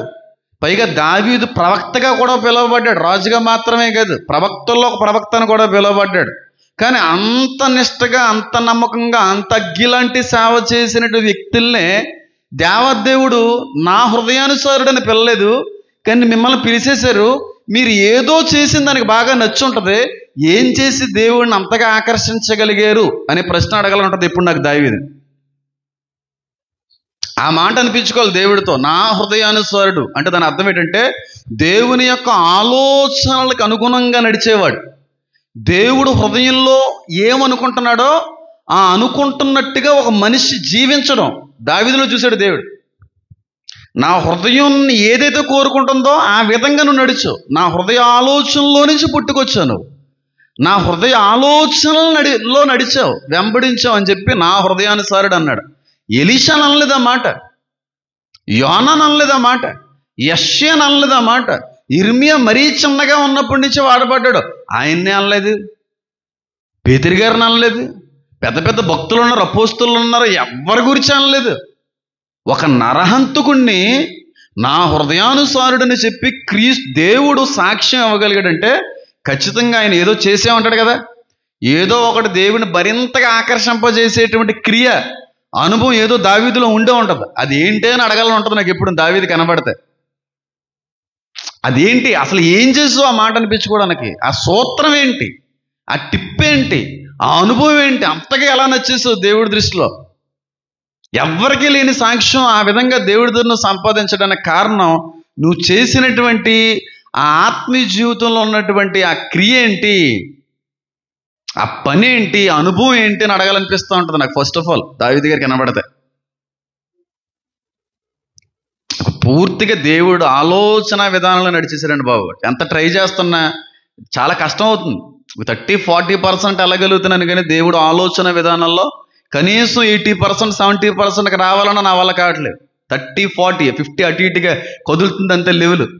ఎంత దేవుడు ఉద్దేశపూర్వకంగా దేవుడు ఆలోచన విధానంలో నడవాలనే ప్రయత్నం చేసినా చాలా కష్టం. కానీ 100% నడిచేసాడు ఆయన. దేవుడు హృదయంలో నుంచి వచ్చేసాడు ఆయన. అంటే నేను ఎప్పుడూ మాట్లాడు, దేవుడు ఆలోచించినట్టుగా ఆలోచించాలి మానవుడు అంటుంటాను. దేవుడు ఆలోచన విధానాన్ని ఎరగాలంటే చాలా కష్టం, అది ఎదుగుతే కానీ. అదొకటి అడగాలనుకుంటా ఉంటాను. రెండోది దావీదు గారు అడిగితే నేను అడిగేటువంటి రెండో ప్రశ్న ఏంటంటే, దావీదు బాబు బాలుడా, కుమారుడా అంటే మరి చిన్నప్పుడే కదా. గొర్రెల కాపరగా ఉన్నటువంటి నీవు గొలియాతు దగ్గరికి వెళ్ళి ఆ గొలియాతు అంతమంది పోయించేస్తుంటే ఒక్కడు కూడా సాహసించలేదే ఆయన్ని ఎదిరించడానికి, మాట్లాడడానికి. కానీ నీకు ఎక్కడి నుంచి వచ్చింది ఆ ధైర్యం? ఎలాగ గొలియాతు దగ్గరికి వెళ్ళి నిలబడి ఎదిరించడానికి ఆ ధైర్యం ఎలా పుట్టింది? అదొకటి అడగాలనుకుంటా ఉంటాను. ఎందుకంటే మామూలు ధైర్యవంతుడు కాదు దావీదు. గొలియాతు కంటే ముందుగా ఎలుగుబంటిని చంపేశాడు దావీదు. గొలియాతు కంటే కూడా ముందుగా సింహాన్ని చీల్చేశాడు దావీదు. అంత వీరోచితమైనటువంటి పోరాయుడు కూడా, అంత బలవంతుడు, అంత బలాఢ్యుడుని. అంత బలాఢ్యుడైనప్పుడు కూడా మానసికంగా బలంగా ఉండాలి. అంత బలాఢ్యుడైనప్పటికీ కూడా ఫిజికల్గా బలంగా ఉండడం గొప్పతనం కాదు, మెంటల్గా చాలా స్ట్రాంగ్గా ఉండాలి. వాళ్ళు బలవంతులు. కొంతమంది 6 ప్యాక్ 8 ప్యాక్ షోల్డర్స్ చెస్ట్ అంత ఉంటారు. చిన్న పిల్లాడు వచ్చి కర్రకని తీసేయడానికి పరిగెడతాడు. ఇలా అలటలో ఎంతమందిని చూశాను. పేరు చెప్పను నేను కాకినాడలో హెయిర్ కటింగ్కి వెళ్ళిన ఒకప్పుడు, పేరు చెప్పను. ఆయన నాకంటే పెద్దడు, పేరు చెప్పకూడదు కాబట్టి చెప్పట్లేదు. ఎలా ఉంటాడంటే ఆ వ్యక్తి హృతిక్ రోషన్లా ఉంటాడు. మస్క్యులర్ బాడీ, చెస్టో గెస్టో. జిమ్కి వచ్చే వాళ్ళు అందరూ అన్న ఏం తినాలి, ఎలా చేయాలని చెప్పి ఈయన దగ్గర టిప్స్ అడుగుతూ ఉండేవారు. ఆ వ్యక్తి నేను వెళ్ళాం ఒకసారి కాకినాడ. నేను అప్పుడు వరకు అనుకునేవాడిని ఈడు నా వెనకాలంటూ 10 మందిని కొట్టేయగలడేమో అని అనుకునేవాడిని. ఒకసారి కటింగ్ సెల్యూన్కి వెళ్తే అద్దం డోర్లు ఉంటాయి కదా, అద్దం డోర్లు ఇలా తీసినప్పుడు అద్దం 2 డోర్ల మధ్యన వీడి ఏలు ఇరుక్కుపోయింది. ఏలు ఇరుక్కుపోయి బ్లడ్ వచ్చేసింది. బ్లడ్ వచ్చేసిన కళ్ళు తీరి పడిపోయాడు. అదేటి ఎలా పడిపోయాడు అంటే లేచి నీళ్ళవన్నీ చెల్లిన తర్వాత లేపిన తర్వాత అదేటన్నా అలా పడిపోయాడంటే నాకు బ్లడ్ చూస్తే కళ్ళు తీరి పడిపోతాను తమ్ముడు అన్నాడు. ఇటు ఎలా ఉన్నాడు మళ్ళీని, ఎంత ఎత్తు ఉన్నాడు, ఎంత మస్క్యులర్ బాడీ, కానీ మెంటల్గా చాలా వీక్ ఆ ఫెలో. తర్వాత అది చాలా పిరికోడని చెప్పి బాడీ ఉంటుంది కొంతమందికి, బ్రెయిన్ ఉండదు, ధైర్యం ఉండదు కొంతమందికి, బాడీ మాత్రం అంత ఉంటుంది. ఓ 10 మందిని కొట్టేస్తాం. సమర సంహారెడ్డి గారు మన వల్ల మేము చెన్నకేశ్వరరెడ్డి గారి కుమారులు అన్నట్టుగా నటిస్తూ ఉంటారు. కానీ ఏదన్నా చిన్నది వచ్చిందంటే ఎంత బలహీనలో. దావీదు ఎంత స్ట్రాంగ్ అంటే ఇంటర్నల్గా స్ట్రాంగ్, మామూలుగా అయితే కుర్రోడే. అందుకే వాళ్ళ అన్నలు కూడా చిన్నపిల్లోడు రా నువ్వేళ్ళు ఏం చేస్తావంటారు. గొర్రెలు కాసుకో, ఎందుకు పని చేయు, ఆర్మీకి పనిచేసే వ్యక్తి కదా ఈయన. సైనికుడిగా నిలబడడానికి హైట్ లేదు, వెయిట్ లేదు, ఎనర్జీ లేదు, కాబట్టి గొర్రెల్లోకి తోసాడు నాన్న. కానీ అన్నల్ని ఎక్కడ తోసాడు? సైనికుల్లోకి తోసాడు. అంటే వాళ్ళకున్న క్యాపబిలిటీ వీడికి లేదు, దావీదికి లేదు. అంత నిరుపయోగంగా ఎందుకు లేనటువంటి ఆ బలహీనతతో ఉన్న కారణాన్ని బట్టి నువ్వు గొర్రెలు కోసుకోలే అన్న వ్యక్తి మెంటల్గా ఎంత స్ట్రాంగ్గా చూడండి. ఫిజికల్గా చాలా వీక్, మెంటల్గా స్ట్రాంగెస్ట్ ఫెలో ఆ ఫెలో. 6 ప్యాక్లు, జిమ్ములు, మంచి మంచి హైట్లో ఉన్న వాళ్ళే గొలియాతును చూసి పక్కెళ్ళిపోయారు. కానీ ఫెలో దావీదు వెళ్ళి ఒకే ఒక్క రాయితో కొట్టిపడేశాడు. ఆ ధైర్యం నీకు ఎక్కడి నుంచి వచ్చిందే అని అడగాలనిపిస్తూ ఉంటుంది ఆయన అడిగినప్పుడు. మెంటల్గా అంత స్ట్రాంగ్నెస్ నీకు ఎలా వచ్చింది? మెంటల్ స్టెబిలిటీ అనేది ప్రతి మనిషికి ఉండాలండి. మెంటల్ స్ట్రాంగ్నెస్ ఉంటే ఎలాగైనా బతికేచ్చు, ఎన్ని శ్రమలు గుండానే బతికేచ్చు, ఎన్ని కష్టాలు గుండానే బతికేచ్చు, ఉన్నా లేకపోయినా బతికేచ్చు మెంటల్గా స్ట్రాంగ్గా ఉంటాయి. మెంటల్గా వీక్గా ఉన్నవాడు ఎన్నున్నా సరే బలహీనుడే. ఎంత వైభోగం ఉన్నా సరే ఏమీ లేనట్టుగా నిరుత్సాహంతో, బెంగలతో, కృంగుదలతోనే బతుకుతాడు. కానీ మెంటల్గా స్ట్రాంగ్గా ఉన్నవాడు తినడానికి అన్నం లేకపోయినా ఆనందంగా బతకగలడు. మెంటల్ స్ట్రాంగ్నెస్ కావాలి, మెంటల్ స్టెబిలిటీ కావాలి. ఆ స్టెబిలిటీ చిన్నప్పటి నుంచి దేవుళ్ళు ఎదిగిన కారణాన్ని బట్టి వచ్చేసిందని కూడా అనుకోవలేదు. దేవుడు దూరంగానే బతికాడే, గొర్రెలతో బతికాడే, కానీ చిన్నప్పటి నుంచి అంత స్ట్రాంగ్ ఉండి కూడా ఆ ధైర్యం కావాలి. ఆ ధైర్యం నీకు ఎక్కడి నుంచి వచ్చింది? నేను ఒకప్పుడు పిరికొన్నానండి. మా అమ్మగారిని అడగండి, మా చెల్లెల్ని అడగండి, చాలాసార్లు పంచుకున్నాను నేను. కానీ ఆ ధైర్యాన్ని ఇచ్చింది దేవుడు. ఒంటరిగానే ఏం భయం ఉండదు అసలు. మనం మీటింగ్కి వెళ్ళాం, పెద్ద మీటింగ్కి. అన్న ఎంతమంది వస్తున్నారన్నా మీతో అన్నాడు ఆయన. ఎంతమంది కావాలన్నా అన్నాను నేను. అంటే నిన్న వచ్చిన పాస్టర్ గారు 10 మంది తీసుకొచ్చారు, మొన్న వచ్చిన పాస్టర్ గారు వెనకాల 2 వచ్చారు, మరి మీ వెనకాల ఎంతమంది వస్తున్నారు? ఒక్కడనే వస్తాను, ఒక్కడనే. అది కాదన్న పరిస్థితులు ఏం బాగలేదు, అది కాదు ఇది కదా అంటే పేర్లు చెప్పనులే. పాస్టర్ గారి పేర్లు 20 మందిని తీసుకొచ్చాడంట. వాళ్ళందరూ ఎందుకండి, ఫుడ్ వేస్ట్ కదండి అన్నాను నేను. ఎందుకు అంతమంది? ఎందుకండి అంతమంది ఎందుకు? ఒక ఆయనేమో 10 మంది తీసుకొచ్చాడంట. మీరు ఎంతమంది అంటే ఒక్కడనే, అవసరం లేదు నాకు. ఎందుకండి అంటే వాళ్ళతో మాట్లాడతా రిస్క్ అదే అండి అన్నాడు ఆ వ్యక్తి. అప్పుడు నేను అన్నాను, నాకు కాదండి రిస్క్, నా జోలికి వస్తే వాళ్ళకి రిస్క్. ఎందుకంటే నా సేవకున్న ముడతే నా కనుగుడ్డుని ముట్టినట్టే అన్న దేవుడు. ఆ ఒక్క లైన్ సరిపోదా? దేనికి భయపడాలి, దేనికి ఆలోచించాలి, దేనికి సెక్యూరిటీ కావాలి? బౌన్సర్లు వచ్చేసరి ఈ మధ్యన పాస్టర్ గారులకి 4-5 బౌన్సర్లు గట్టిగా దెబ్బేస్తే, గజం మీద గుద్దేస్తే ఒక్కడ మళ్ళీ నిలబడి అందరూ పారిపోతారు. అక్కడ ఒక్కడ సరిగ్గా నిలబడి డబ్బులు అంతే వేస్ట్, 800-1000 రూపాయలు మనిషికి వేస్ట్. ధైర్యం దేవుడు ఇవ్వాలి. ధైర్యాన్ని అనుగ్రహించేవాడు కూడా ఆయనే. ఏమీ అసలు ఫికర్ మత్ అసలు భయపడేది లేదు. మా అమ్మగారు కొంచెం టెన్షన్ అయ్యిందారంట. ఎందుకంటే నాకు రోడ్లు తెలియదు. అర్ధరాత్రి 1 గంటకే, నైట్ 1 o'clockకి క్యాబ్ బుక్ కార్ మీద కూడా వెళ్ళలేదు నేను, కార్ మీద కూడా వెళ్ళలేదు. ఈ ట్రైన్ వందే భారత్ అందరూ అంటున్నారు కదా, చెతకొట్టేసాను లేదు, తెగ తిరిగేసాను దాని మీద. ఈ మధ్యన దాని మీద వెళ్ళిపోయాను, ఒక్కడే వెళ్ళిపోయాను. క్యాబ్ బుక్ చేసేసుకున్నాను. మామూలుగా నేను కారు మీద వెళ్తే 10,000 అవుతాయి, అప్పుడు 4,000 ఎంత అయినాయి ఇంచుమించుగా. క్యాబ్ బుక్ చేసేసుకున్నాను, మీటింగ్ స్పాట్కి వెళ్ళిపోయాను. మీటింగ్ జరిగిపోయింది. మీటింగ్ వాక్యం చెప్పేస్తుంటే పోలీసులు వచ్చేసారు. కొంత హైందవ సంస్థల నుంచి ఒత్తిడి వచ్చేసింది. చాలా రిస్కీ థింగ్ అది. అందుకే ఎవరిని కూడా ఏదన్నా ఫేస్ చేయాలంటే మనం ఒక్కలమే ఫేస్ చేయాలి తప్ప మన వల్ల ఇంకొకరు ఇబ్బంది పడకూడదనే ఉద్దేశంతో చాలాసార్లు నేను ఎప్పుడూ వెనకాల ఒకరిని తీసుకెళ్ళడం, ఎంకరేజ్ చేయడం, నా వల్ల ఇంకొకరు రిస్క్లో పడడం, ఇలాంటివి ఏమీ చేయను. కొన్ని విషయాల్లో వచ్చేసారు పోలీసులు. మైక్ పట్టుకుంటేనే నాకు వాల్యూమ్ కావాలంటే వాల్యూమ్ పెంచారు. పోలీసులు 3-4 వచ్చేసారు. వాక్యం చెప్తున్న మధ్యలో ఎక్కడా భేదాలు, డైరెక్ట్గా వాక్యం చెప్పుకుంటే వెళ్ళిపోయినారు. ఏదో మేనేజ్ చేశారు.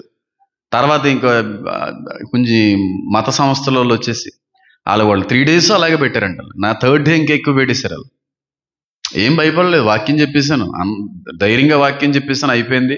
ఫొటోస్కి లేట్ అయిపోయింది. చాలామంది ఫొటోస్, లాట్ ఆఫ్ ఫొటోస్, అసలు ఎన్ని ఫోటోలు అంటే అన్ని ఫోటోలు.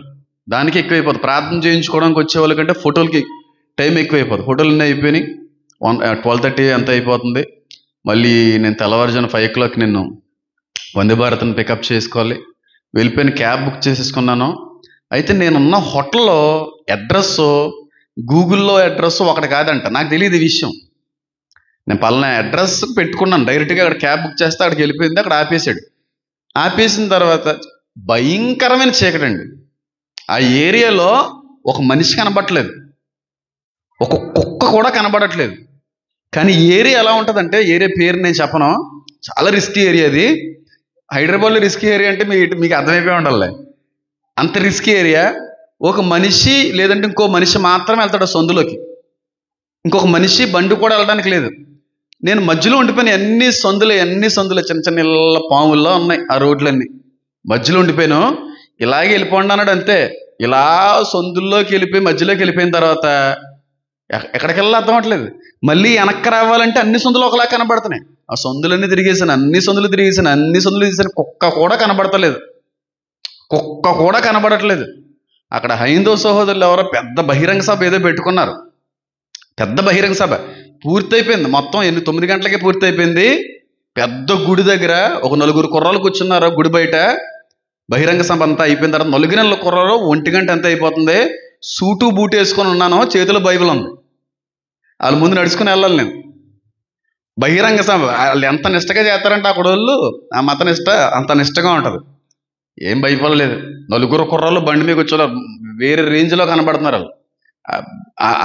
ఆ మతాలకు సంబంధించిన బిర్బల్ని ఎక్కడేసుకుంటారు కదా, ఆ టైపు 4 కుర్రాళ్ళు బండి మీద ఉన్నారు.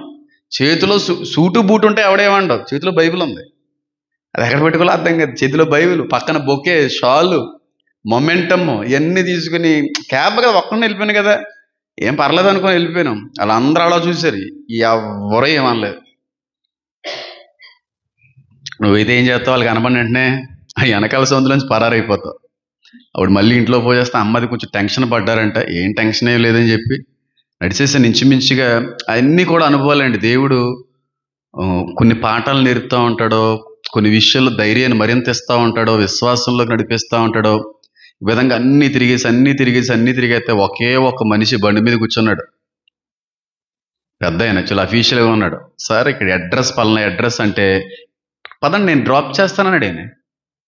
వాడి అమ్మ డ్రాప్ చేస్తున్నాడు, ఇంకా అంతకంటే ఏం కావాలరా బాబు అని అనుకొని, తీయండి అంకుల్ గారు బండి అన్నాను. అంతే ఊగిపోతున్నాడు బండి మీద. అయ్యి బాబాయ్ నువ్వు డ్రాప్ చేయకు నాయనయ్, నువ్వు డ్రాప్ అసలు చేయకు నాయన అని చెప్పి ఆ సొంతలో తిరిగిపోయాను. మళ్ళీ నేను ఆడ వెనకాల వచ్చాడు బండి వేసుకుని డ్రాప్ చేస్తున్నాడు. తేడాగడేమో నాకు తెలియదు కదా, మరి అందులో సూటు బూట్లో ఒకటి ఉన్నాం. ఊగిపోతున్నాడు ఆయన, నన్ను డ్రాప్ చేస్తాడంట. తర్వాత ఏదో రకంగా లైటింగ్ ఏరియా వరకు కూడా నెమ్మదిగా మళ్ళీ వెళ్ళిపోయాను. అక్కడే ఉంది ఎంతకే లాడ్జ్, కానీ అన్ని గల్లీలు అన్నీ చాలా రిస్కీ థింగ్. ఎక్కడి నుంచి వచ్చింది ఆ ధైర్యం? దేవుడు ఇవ్వాలి. దేవుడే ధైర్యపరిచేవాడు. గిద్యోను పిరుకోడు, కానీ ఎంతమందిని కొట్టాడు, చితక్కొట్టి పడేశాడు ఒక్కొక్కడిని. అలాంటి ధైర్యం నీకు ఎలాగొచ్చింది? దేవుడు ఇచ్చాడులే, కానీ మెంటల్ స్ట్రాంగ్నెస్ ఎలా వచ్చిందని చెప్పి నాకు అడగాలనిపిస్తుంటుంది. దావీదు గారికి కనబడినప్పుడు చాలా అనుభవాలు ఉంటాయండి ఆ దావీదు నుంచి నేర్చుకోవడానికి. కానీ దావీదు గారి కంటే కూడా ముందుగా అవ్వమ్మ గారు కనబడితే నేను అడిగే ప్రశ్న ఏంటి తెలుసా? తల్లి, మహాతల్లి, నీకు ఆ పొండే ఎందుకు తినాలనిపించిందమ్మా? ఏ పండు దొరకలేదా నీకు? ఇంకా ఏదైనా తోటలో బోల్డని చెట్లు ఉన్నాయి కదా, బోల్డని పళ్ళు చెట్లు, పళ్ళు కాయల చెట్లు ఉన్నాయి కదా, ఏ కాయ కనబడనట్టుగా ఆ కాయనే ఎందుకు తిన్నావు మహాతల్లి? నువ్వు తిన్న ఆ కాయ వల్ల మేము ఇప్పటి వరకు ఏమైపోయాం? అండరామ్స్ అన్నీ కూడా అయిపోయినాయి తల్లి అని అడగాలనిపిస్తుంటుంది. అడగకూడదు అని తెలియదు, కానీ ఆ టైంలో ఆ సినారీలో అలాంటి ఆలోచనలు ఉండవేమోలే. మహిమ శరీరంలోకి వెళ్ళిపోతాం కదా, పూర్తిగా వేరే ఆలోచన విధానంలోకి వెళ్ళిపోతాం. ఆ క్వశ్చన్ అడగాలనిపిస్తూ ఉంటుంది. ఒకవేళ అవ్వమ్మ గారి ప్లేస్లో నేనుంటే, అవ్వమ్మ ప్లేస్లో నేనుంటే, ఆ సాతాను కూడా వచ్చి పండు తిను దేవదూతల వలె మారిపోతారే తింటే అని అన్నప్పుడు, అవ్వమ్మ ప్లేస్లో కానీ నేనుంటే నేనేం చేస్తాను తెలుసా? ఫస్ట్ నువ్వు తిను, నువ్వు మారితే అప్పుడు నేను తింటాను. నేను ఆ క్వశ్చన్ ఎద్దును. కానీ అవ్వమ్మ గారికి దేవుడి చిత్తం ప్రణాళిక అంతే. అంటే తెలివని కాదు, కనీసం జ్ఞానం ఉండాలి కదా. పాముచి తినేస్తే దేవదూతలు అయిపోవడం ఏంటి? నిజంగా దేవదూతలు దేవుళ్ళు అయిపోతే ఆ పాము తినేది కదా పండుని. ఆ క్వశ్చన్ అడగడం అదొకటి. ఆ అవ్వగారు కనబడితే అది అడగాలనిపిస్తూ ఉంటుంది. కాబట్టి దావీదు రాజుగా మళ్ళీ నియమించబడతాడో, రాజ్య పరిపాలన చేస్తాడో. ఒకప్పుడు పాత నిబంధన గ్రంథంలో ఏ రాజుకైతే దావీదును చూసామో అదే రాజు అవతారంలో మళ్ళీ దావీదుని ఈ 1000 ఏండ్ల పరిపాలనలో మనం అందరం చూడబోతున్నాం. ఎంత ఆనందం అండి అది! పాత నిబంధన భక్తులను చూడడం అంటే చిన్న విషయం? అది ఏమన్నానే చిన్న చితక విషయమా? ఆ భక్తులను అందరినీ చూస్తాం. ఆదమును చూస్తాం, అవ్వమ్మను చూస్తాం, ఇస్సాకును చూస్తాం, అబ్రహామును చూస్తాం, యాకోబును చూస్తాం, వీళ్ళందరినీ, యోనాను చూస్తాం, అందరినీ, హానోకును చూస్తాం. దేవునితో పాటు నడిచినాడు, కొనుక్కోబడినాడు, ఎలీషా, ఏలియా, వీళ్ళందరం మనుషులే. వీళ్ళందరినీ మన కళ్ళతో చూస్తాం 1000 ఏండ్ల పరిపాలనలో. అయ్య బాబోయ్ దావీదంట, అయ్య బాబోయ్ ఎలీషా అంట అని అనుకోవడానికి ఏముండదు. ఎందుకంటే అక్కడ అందరూ సమానులే కదా. అక్కడ ఎక్కువ తక్కువలు ఏముండవు, అందరూ సమానంగానే వాళ్ళని ఎప్పియర్ చూసే పరిస్థితులు. క్రీస్తును మాత్రమే కనపరిచే విధంగా ఉండొచ్చు. అందరూ కనబడతారు, కానీ దావీదు రాజుగా మళ్ళీ కనబడతాడు. రాజుగా మళ్ళీ కనబడతాడు. రాజుగా, ఎందుకంటే ఆయన రాజుగా ఉన్నా ఆయనకు శాంతి లేకుండానే పరిపాలించాడు. కొడుకుల వల్ల రాజ్యం సరిగ్గా చేయలేకపోయాడు.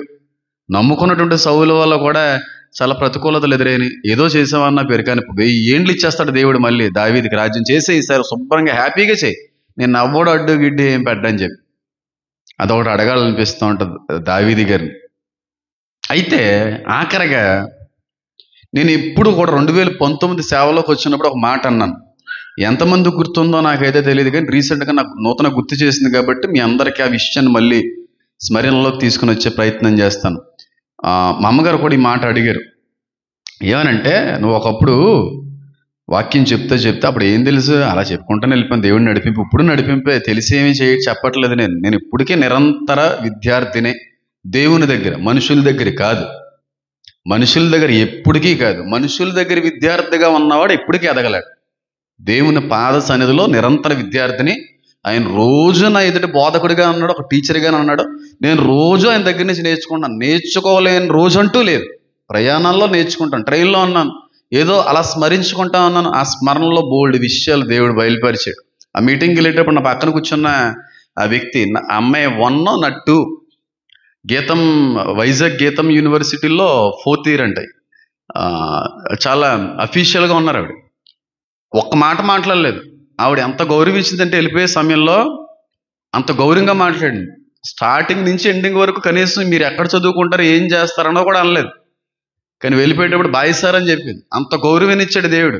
మన పద్ధతే, మన నడవడిక ఎదుటి వ్యక్తి దగ్గర గౌరవాన్ని సంపాదిస్తుందని నాకు అనిపించింది. గౌరవాన్ని సంపాదిస్తుందని చూస్తున్నప్పుడు యూత్ కాబట్టి ఏ స్థాయిలో ఏ చేసుకుని ఉంటా ఉన్నారు. అలా ఆ అనుభవం కూడా దేవుడు ఒక అద్భుతమైనటువంటి పాఠంగా నేర్పించాడు. ఆ సమయంలో కూడా ఎన్నో విషయాలు నేను నోట్స్లో రాసేసుకున్నాను. ప్రయాణంలో కూడా ఎన్నో విషయాలు దేవుడు మాట్లాడినప్పుడు రాసుకున్నాం. ఎన్నో విషయాలు ఎక్కడ వదిలిపెట్ట. ఎప్పుడు విద్యార్థినే, ఎప్పుడు ఆయన దగ్గర నేను విద్యార్థిగానే ఉంటాను, ఎప్పుడు బోధకుడిగానే ఉంటాడు, ఎప్పుడు బోధకుడిగానే. మన ప్రవర్తన ఎప్పుడు ఎదుటి వ్యక్తి నుంచి గౌరవాన్ని సంపాదించి పెడతానంటానమ్మా. అది నేను మొన్న నేర్చుకున్నాను. నేను ఈ సేమ్ ఏజెస్ అయినా సరే, ఇంకోటైనా సరే, మా అమ్మగారు చెప్తుంటే ఏదో అనుకునేవాడిని, క్లోజ్గా నువ్వు తప్పుగా ఉండవు కానీ క్లోజ్గా ఓవర్ క్లోజ్గా ఉన్నప్పుడు కొన్ని సార్లు ఇబ్బంది పడొచ్చేమని చెప్పి. కానీ అప్పుడు నాకు అర్థమయ్యేది కాదు. కాలక్రమేణా మా అమ్మగారి మాటల్లో నేను నడవడాన్ని బట్టి చాలా చాలా విషయాల్లో నేను నేర్పరినయ్యా అంటాను. చాలా విషయాల్లో మా అమ్మగారు ఇటలా అంటది అందరూ నా వాళ్ళే, అందరూ నా ఇంటి వాళ్ళే అన్నట్టుగానే. అస్సలా కాదు బాబు, అస్సలా కాదు అన్నప్పుడు ఆ మాటలు చాలాసార్లు త్రోసిపిచ్చాను. కానీ అనుభవాలు పైకి వెళ్తున్నప్పుడు మాటలన్నీ నా జీవితంలో ఏకీభవిస్తున్నప్పుడు ఎంతగా అర్థమైనవి అంటే అంత అర్థమైనవి ఆ పాటలన్నీ కూడా. ఏదో చెప్దాం అనుకున్నాను. అయితే 2019 ఆ టైంలో ప్రకటన గ్రంథం గురించి చెప్పడం మొదలుపెట్టాను. సేవలోకి రావడమే ప్రకటన గ్రంథాన్ని తీసుకున్నాను. సేవలోకి రావడంతోనే అద్భుతమైన రీతిలో ప్రకటన గ్రంథం మీద పరిశీలించేటువంటి ప్రయత్నం. చాలా అనుభవాలు అండి, మీటింగ్స్లో చాలా చాలా అనుభవాలు ఖచ్చితంగా పంచుకుంటాను. అయితే ఆ టైంలో ఒక మాట అన్నాను, ఎంతమంది గుర్తుందో నాకు తెలియదు కానీ ఇది నా అభిప్రాయము, ఇది నాకున్నటువంటి ప్రేరేపణ మాత్రమే. 2019లోనే చెప్పాను, ఎంతమంది గుర్తుందో నాకు తెలియదు కానీ దేవుని యొక్క 1000 ఏండ్ల పరిపాలనలో ఏ వీధిలో ఉన్నటువంటి క్రైస్తవులు ఆ వీధికి వచ్చి మళ్ళీ పాలిస్తారో అని అన్నాను. గుర్తుందా ఎవరికైనా? మీ వీధిలో విడవబడినటువంటి వ్యక్తుల్ని, మీ ఊరిలో విడవబడినటువంటి వ్యక్తుల్ని మీరు వాళ్ళ మీద అధికారులుగా పాలిస్తారని చెప్పాను. ఎవరికైనా గుర్తుందన్న వాళ్ళు చేతులు ఎత్తండి. 19లో చెప్పాను, కానీ ఫాలోవర్స్కి అది విషయం తెలియదు. అప్పుడులోనే స్టార్టింగ్లోనే చెప్పామంటే దేవుడు అప్పటి నుంచి ఎలా వాడుకున్నాడో అర్థం అవ్వాలి. అది నిజంగా జరుగుతుంది అంటారా? అంటే ఇప్పుడు తెలంగాణలో విడవబడే వాళ్ళు తెలంగాణలోనే ఉంటారు, ఆంధ్రాలో 1000 ఏండ్ల పరిపాలనలో ఉండేవాళ్ళు ఆంధ్రాలోనే ఉంటారు. ఏ రాష్ట్రానికి, ఏ ఊరికి, ఏ పట్టణానికి, ఏ వీధిలో విడవబడ్డారో మేకలో ఆ మేకలు అక్కడే ఉంటాయి. కానీ ఆ మేకల్ని ప్రపంచవ్యాప్తంగా మేకలన్నిటినీ కూడా ఇశ్రాయేల్ నుంచే పరిపాలన జరుగుతుంది అనేటువంటిది నిజమే. కానీ వీరి దగ్గర కూడా కొంతమంది పరిపాలకులు ఉండాలి. ఇప్పుడు ఒక స్ట్రీట్ ఉందండి, ఇది ఒక పెద్ద స్ట్రీటు. ఈ స్ట్రీట్లో ఒక 10 మంది క్రీస్తుని అంగీకరించారు. క్రీస్తుని అంగీకరించి దేవుని రాకడలో ఎత్తబడ్డారు. మళ్ళీ 1000 ఏండ్ల పరిపాలనలో ఆ ఎత్తబడినటువంటి వ్యక్తులు దిగారు, భూమి మీదకి దిగారు. ఆ టైంకి ఇక్కడ అప్పుడున్న వాళ్ళు ఉంటారు, వేరే వాళ్ళు, తర్వాత తరాలు బోల్డ్ అని ఉంటాయి. ఆ టైంలో ఈ వీధిలో ఎవరైతే క్రీస్తుని అంగీకరించి దేవుని రాజ్యానికి వెళ్ళారో నేను అనుకుంటాను ఆ వీధులకి, ఆ పట్టణాలకి, ఆ ప్రాంతాలకి క్రీస్తుని అంగీకరించిన ఆ వ్యక్తుల్ని మళ్ళీ పంపిస్తాడు దేవుడు. మీరు ఎక్కడైతే బ్రతికారో, ఎక్కడ నివసించారో ఆ ప్రాంతానికి మీరు అధికారులై ఉండాలి, మీరు పరిపాలకులై ఉండాలి అని చెప్పి నేను చెప్పేవాడిని. ఎంతమంది గుర్తుంది? చాలా మంది గుర్తుంది కదా. అది జరుగుతుంది అనేది నా అభిప్రాయం. దానికి కలిగినటువంటి ఒక చిన్న ఆధారం ఉంది, బహుశా ఖచ్చితంగా దానికి కనెక్ట్ అవుతుంది అనేటువంటి ఒక నమ్మకం నేను కలిగి ఉన్నాను. నేను ప్రయాణంలో వస్తున్నప్పుడు ఇది అక్కడ కూర్చుని ఆ టైం ప్రయాణానికి ముందుగా నేను చదువుకుంటున్నప్పుడు ఇది నాకు ఎందుకో చాలా బలంగా నన్ను ప్రేరేపించింది కనుక బహుశా ఖచ్చితంగా ఈ మాట నేను చెప్పిన దానికి 100% కూడా లింక్ అయి ఉంటుంది అని చాలాసార్లు అనిపిస్తూ ఉంటుంది. ఒకసారి అది చూసే ప్రయత్నం చేద్దాం. ప్రకటన గ్రంథం 2వ అధ్యాయం. ఇది చెప్పి ముగింపులోకి వచ్చేస్తాను. అసలు నేను చెప్పి నిలబడేమో చెప్తానో కూడా అనుకోలేదు, అంత స్ట్రెస్ ఉంది, అయినా పర్లేదు. ప్రకటన గ్రంథం 2వ అధ్యాయంలో 26-27 వచనాలు చదివితే అక్కడ ఒక మాట ఉంటుందండి, ఓ వచనం ఉంటుంది. అంటే చాలాసార్లు చదివాను ఈ వచనం, కానీ ఆ చాలాసార్లు చదివినప్పుడు అర్థం కానిది ఈ మధ్యకాలంలో వచనం నాకు అర్థమైంది. చాలా ఆనందించాను. అప్పుడు చెప్పిన మాట 100కి 100% కూడా లేఖనానుసారమైనటువంటి మాటనని చెప్పి గుర్తించగలిగాను. ప్రకటన 2వ అధ్యాయం 26-27. నేను నా తండ్రి వలన అధికారం పొందినట్టు జయించుచు అంతము వరకు నా క్రియలు జాగ్రత్తగా చెయ్యువానికి జనుల మీద అధికారం ఇచ్చేదను. అతడు ఎనపదండముతో వారిని ఏలును, వారి కుమ్మరివాని పాత్రల వలె చెప్పండి పగలగొట్టబడుదురు. జనముల మీద అధికారం ఇస్తాడంట. ఎవరికన్నాడు? క్రైస్తవునికి. దేవుని యొక్క మాటని ఉన్నది ఉన్నట్టుగా అంగీకరించి నడిచేటువంటి వ్యక్తులకి, చివరి వరకు కూడా అదే విధంగా బ్రతికిన వ్యక్తులకి దేవుడు ఆఖరి దినాల్లో ఇచ్చేటువంటి ఆ అధికారము, ఆ బాధ్యత, ఆ ధన్యత ఏంటంటే జనాలందరినీ కూడా పాలించేటువంటి అధికారం. కానీ మనం ఇందాక చదువుకున్న లేఖనాలకనే చూస్తే అపోస్తులు ఎవరికి తీర్పు తీరుస్తుంది? జనాలకు కాదు, యూదులకే. యూదులకు మాత్రమే. ఎంతమందికి అర్థమైంది? యూదులకు మాత్రమే. దావీదు కూడా గొర్రెల్లో నుంచి వేరు చేయబడినటువంటి కొన్ని గొర్రెలకి కాపరయ్య ఉంటాడు, రాజు అయి ఉంటాడు. కానీ ఇశ్రాయేలు భూభాగం, ఆ రాజ్య కోట బయట మేకలు ఉంటాయి. వాళ్ళందరూ జనాలే. జనులు అనగా బ్రతుకున్నవారు, మనుషులు. అవునా కదా? జనములను ఎవరిని అంటాం? దేశం అంటే మట్టి కాదు, దేశం అంటే మనుషులే. అవునా కదా? దేశం అనేది మట్టి కాదు, మనుషుల్ని దేశం అని పిలుస్తాం. జనాల్ని ఒక వ్యవస్థగా చూస్తూ ఉంటాం, అదొక ప్రపంచంగా చూస్తూ ఉంటాం. ఈ జనములందరి మీద కూడా అధికారం ఇస్తాడంట దేవుడు. ఎవరికి? తనను వెంబడించినటువంటి విశ్వాసులకి. వారు ఇనపదండముతో ఏలుదురు, వారి కుమ్మరివాని పాత్ర వలె, చెప్పండి, పగలగొట్టబడుదురు. అంటే జనాల మీద మనకి ఏమొస్తుంది అన్నమాట? విశ్వాసులుగా, సంఘంగా అధికారం ఇస్తుంది. అంటే జనాల మీద మనం ప్రభుత్వం చేస్తాం, అధికారులే ఉంటాం. నేను అప్పుడన్న మాట, ఇప్పుడు రాయబడిన మాట ఇంచుమించుగా ఒకే రకంగా ఉంటుంది. మనం ఏ ప్రాంతమునకు, ఏ ప్రదేశమునకు సంబంధించిన వారే పుట్టి పెరిగి మరణించి మళ్ళీ తిరిగి పునరుద్ధరణలు అయ్యామో అదే ప్రదేశానికి మళ్ళీ దేవుడు మనల్ని పంపిస్తాడు భూలోకంలో. అయితే ఈసారి మహిమ శరీరాలతో ఆ ప్రాంత జనముల మీద మనకు అధికారం ఇవ్వబడుతుంది. అంటే ఒక స్ట్రీట్లో ఆ టైంకి ఒక 100 మంది ఉన్నారనుకోండి, ఒక 500 మంది ఉన్నారనుకోండి, దేవుని ఎరగిన మేకలో వాళ్ళందరి మీద పరిపాలకులై ఉంటాం. ఆ వీధిలో పుట్టి, ఆ వీధిలో పెరిగి, ఆ వీధిలో క్రైస్తవునిగా జీవించిన వ్యక్తిని ఆ ప్రాంతానికి పంపిస్తాడో దేవుడు మళ్ళీ పరిపాలించడానికి అనేది నా అభిప్రాయం. అంతేగాని మనం అలా కూర్చొని చూడడానికి ఏం కాదు. వాళ్ళందరూ చేస్తుంటే, దావీదు గారు, అపోస్తులు, లేదంటే పాత నిబంధన భక్తులు అందరూ చేస్తుంటే విశ్వాసులుగా మనం ఇలా కూర్చోడానికి కాదు. మనం అందరం పాలిస్తాం, మనం అందరం పరిపాలిస్తాం. ఎక్కడి నుంచి వచ్చామో ఆ చోటకి మళ్ళీ వెళ్తాం, అక్కడ పాలన జరిగిస్తాం. 1000 ఏండ్ల పాలన మళ్ళీ. ఎంత అద్భుతంగా ఉంటుందో అర్థం చేసుకోండి. ఎంత ఆశీర్వాదకరమైనటువంటి ఘట్టం అది అర్థం చేసుకోండి. ఎంత చెవులకి ఇంపైనటువంటి మాట అది అర్థం చేసుకోండి. విధుల్లోకి వస్తాం. ఈరోజు మనల్ని చూసి, మన విశ్వాసాన్ని చూసి, మన భక్తిని చూసి, మన ఆత్మీయ జీవితాన్ని చూసి, మన క్రీస్తు అనుచరులుగా కనబడుతున్నటువంటి కారణాన్ని బట్టి చాలామంది హేళన చేస్తూ ఉంటారు. కానీ ఆ రోజు వాళ్ళందరి మీద పరిపాలకులే ఉంటాం. మనం వాళ్ళందరినీ పరిపాలిస్తాం మళ్ళీ మనందరం కూడా.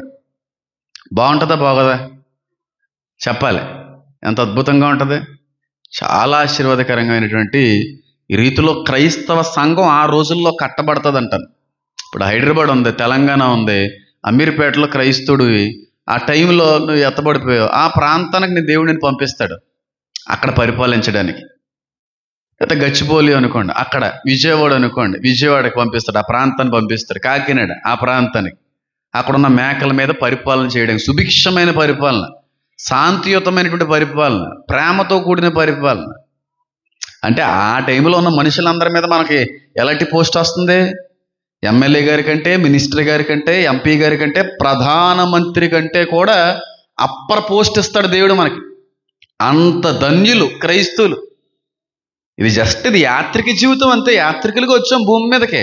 మనం ఎక్కడ ఉండవలసిన వాళ్ళం కాదు కదా. అక్కడ కలుగు చేయబడ్డాయి ఆత్మలో, మళ్ళీ అక్కడికి వెళ్ళిపోతాయి. యాత్రికులుగా మీరు అక్కడికి వెళ్ళరండ్రా, టూర్ వెళ్ళినట్టు మళ్ళీ నా దగ్గరికి వచ్చేద్దరిగానే పంపిస్తాయి. కొన్ని తప్పిపోయినాయి, కొన్ని మాత్రం దారి ఎత్తుక్కుంటూ వచ్చేస్తాయి. అంతే తేడా. కొన్ని తప్పిపోతాయి. అది కూడా ఒకరోజు శర్మల్లో చెప్తాను నేను ఖచ్చితంగా. టూర్కి పంపించినట్లు చూడండి. మన కాశ్మీర్లో ఇన్సిడెంట్ జరిగింది. కొన్ని నశించిపోయినాయి, యాత్రకి వెళ్ళినాయి, కొన్ని బతికినాయి. బతికిన వాళ్ళు అక్కడికి వెళ్తారో, నశించిపోయినా నరకానికి వెళ్తాయి. అది మన చేతిలో ఉంది. మళ్ళీ అందుకే పౌలందరూ యాత్రికునిగా వచ్చాను నేను, అందుకని గురి యొద్దకు పరిగెడుతున్నాను. ఆ గురి పైన ఉంది. అది నేను ప్రత్యేకమైన సబ్జెక్టులో తీసి మీ అందరికీ చెప్పే ప్రయత్నం చేస్తాను. ఎంతమందికి అర్థమైంది నేను చెప్పింది? ఫస్ట్ 10 నిమిషాలు కొంచెం స్పీడ్గా ఉంటుంది. ఎందుకంటే 4-5 వచనాలు తీసుకొచ్చాను కనుక దాన్ని జస్ట్ టచ్ చేసి వెళ్ళకపోతే ఇంకా టైం ఎక్కువైపోద్ది. అందుకే టచ్ చేసి వదిలేసాను. వాటిని వివరించకూడదు, బోల్డ్ టైం పడేస్తుంది. మెయిన్ సబ్జెక్ట్ కొంచెం ప్రొలాంగ్ అయింది. కాబట్టి రేపు జరిగేటువంటి సెషన్లో ఒక అద్భుతమైన విషయాన్ని పంచుకుంటాను. ఏంటే విషయం అంటే, ఈ 1000 ఏండ్ల పరిపాలనలో పిల్లలు పుడతారా? ఈ 1000 ఏండ్ల పరిపాలనలో మరణం అనేటువంటిది మనిషికి వస్తుందా? ఈ 1000 ఏండ్ల పరిపాలనలో రక్షణ ఉంటుందా?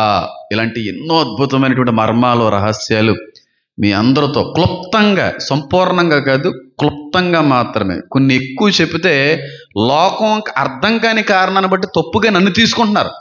మేము అంతగా ఎదగలేదు అనేటువంటి అభిప్రాయంలోకి వాళ్ళు వెళ్ళకపోగా నీ బోధే తప్పు అనేటువంటి రీతిలో తీసుకునే అవకాశం మనం ఇవ్వకూడదు కనుక. ఎందుకంటే మీ ఒక్కరి దగ్గర పంచుకొని వాళ్ళ దగ్గర దాయకూడదు. కొంచెమే చెప్తాను, కొన్ని విషయాలు అసలు ఎక్కువ మాట్లాడినా, చాలా లిమిట్గా చెప్తున్నాను, నాకు ఎంత తెలిసినా సరే. కాబట్టి ఈ విషయంలో కూడా మీరు అందరూ నన్ను గౌరవిస్తారని కోరుకుంటున్నాను. కాబట్టి ఈ విషయాలు అనేకమైనవి నెక్స్ట్ సెషన్లో పంచుకునే ప్రయత్నం చేస్తాను. కళ్ళు మూసుకోండి, ప్రార్థన చేసుకుందాం.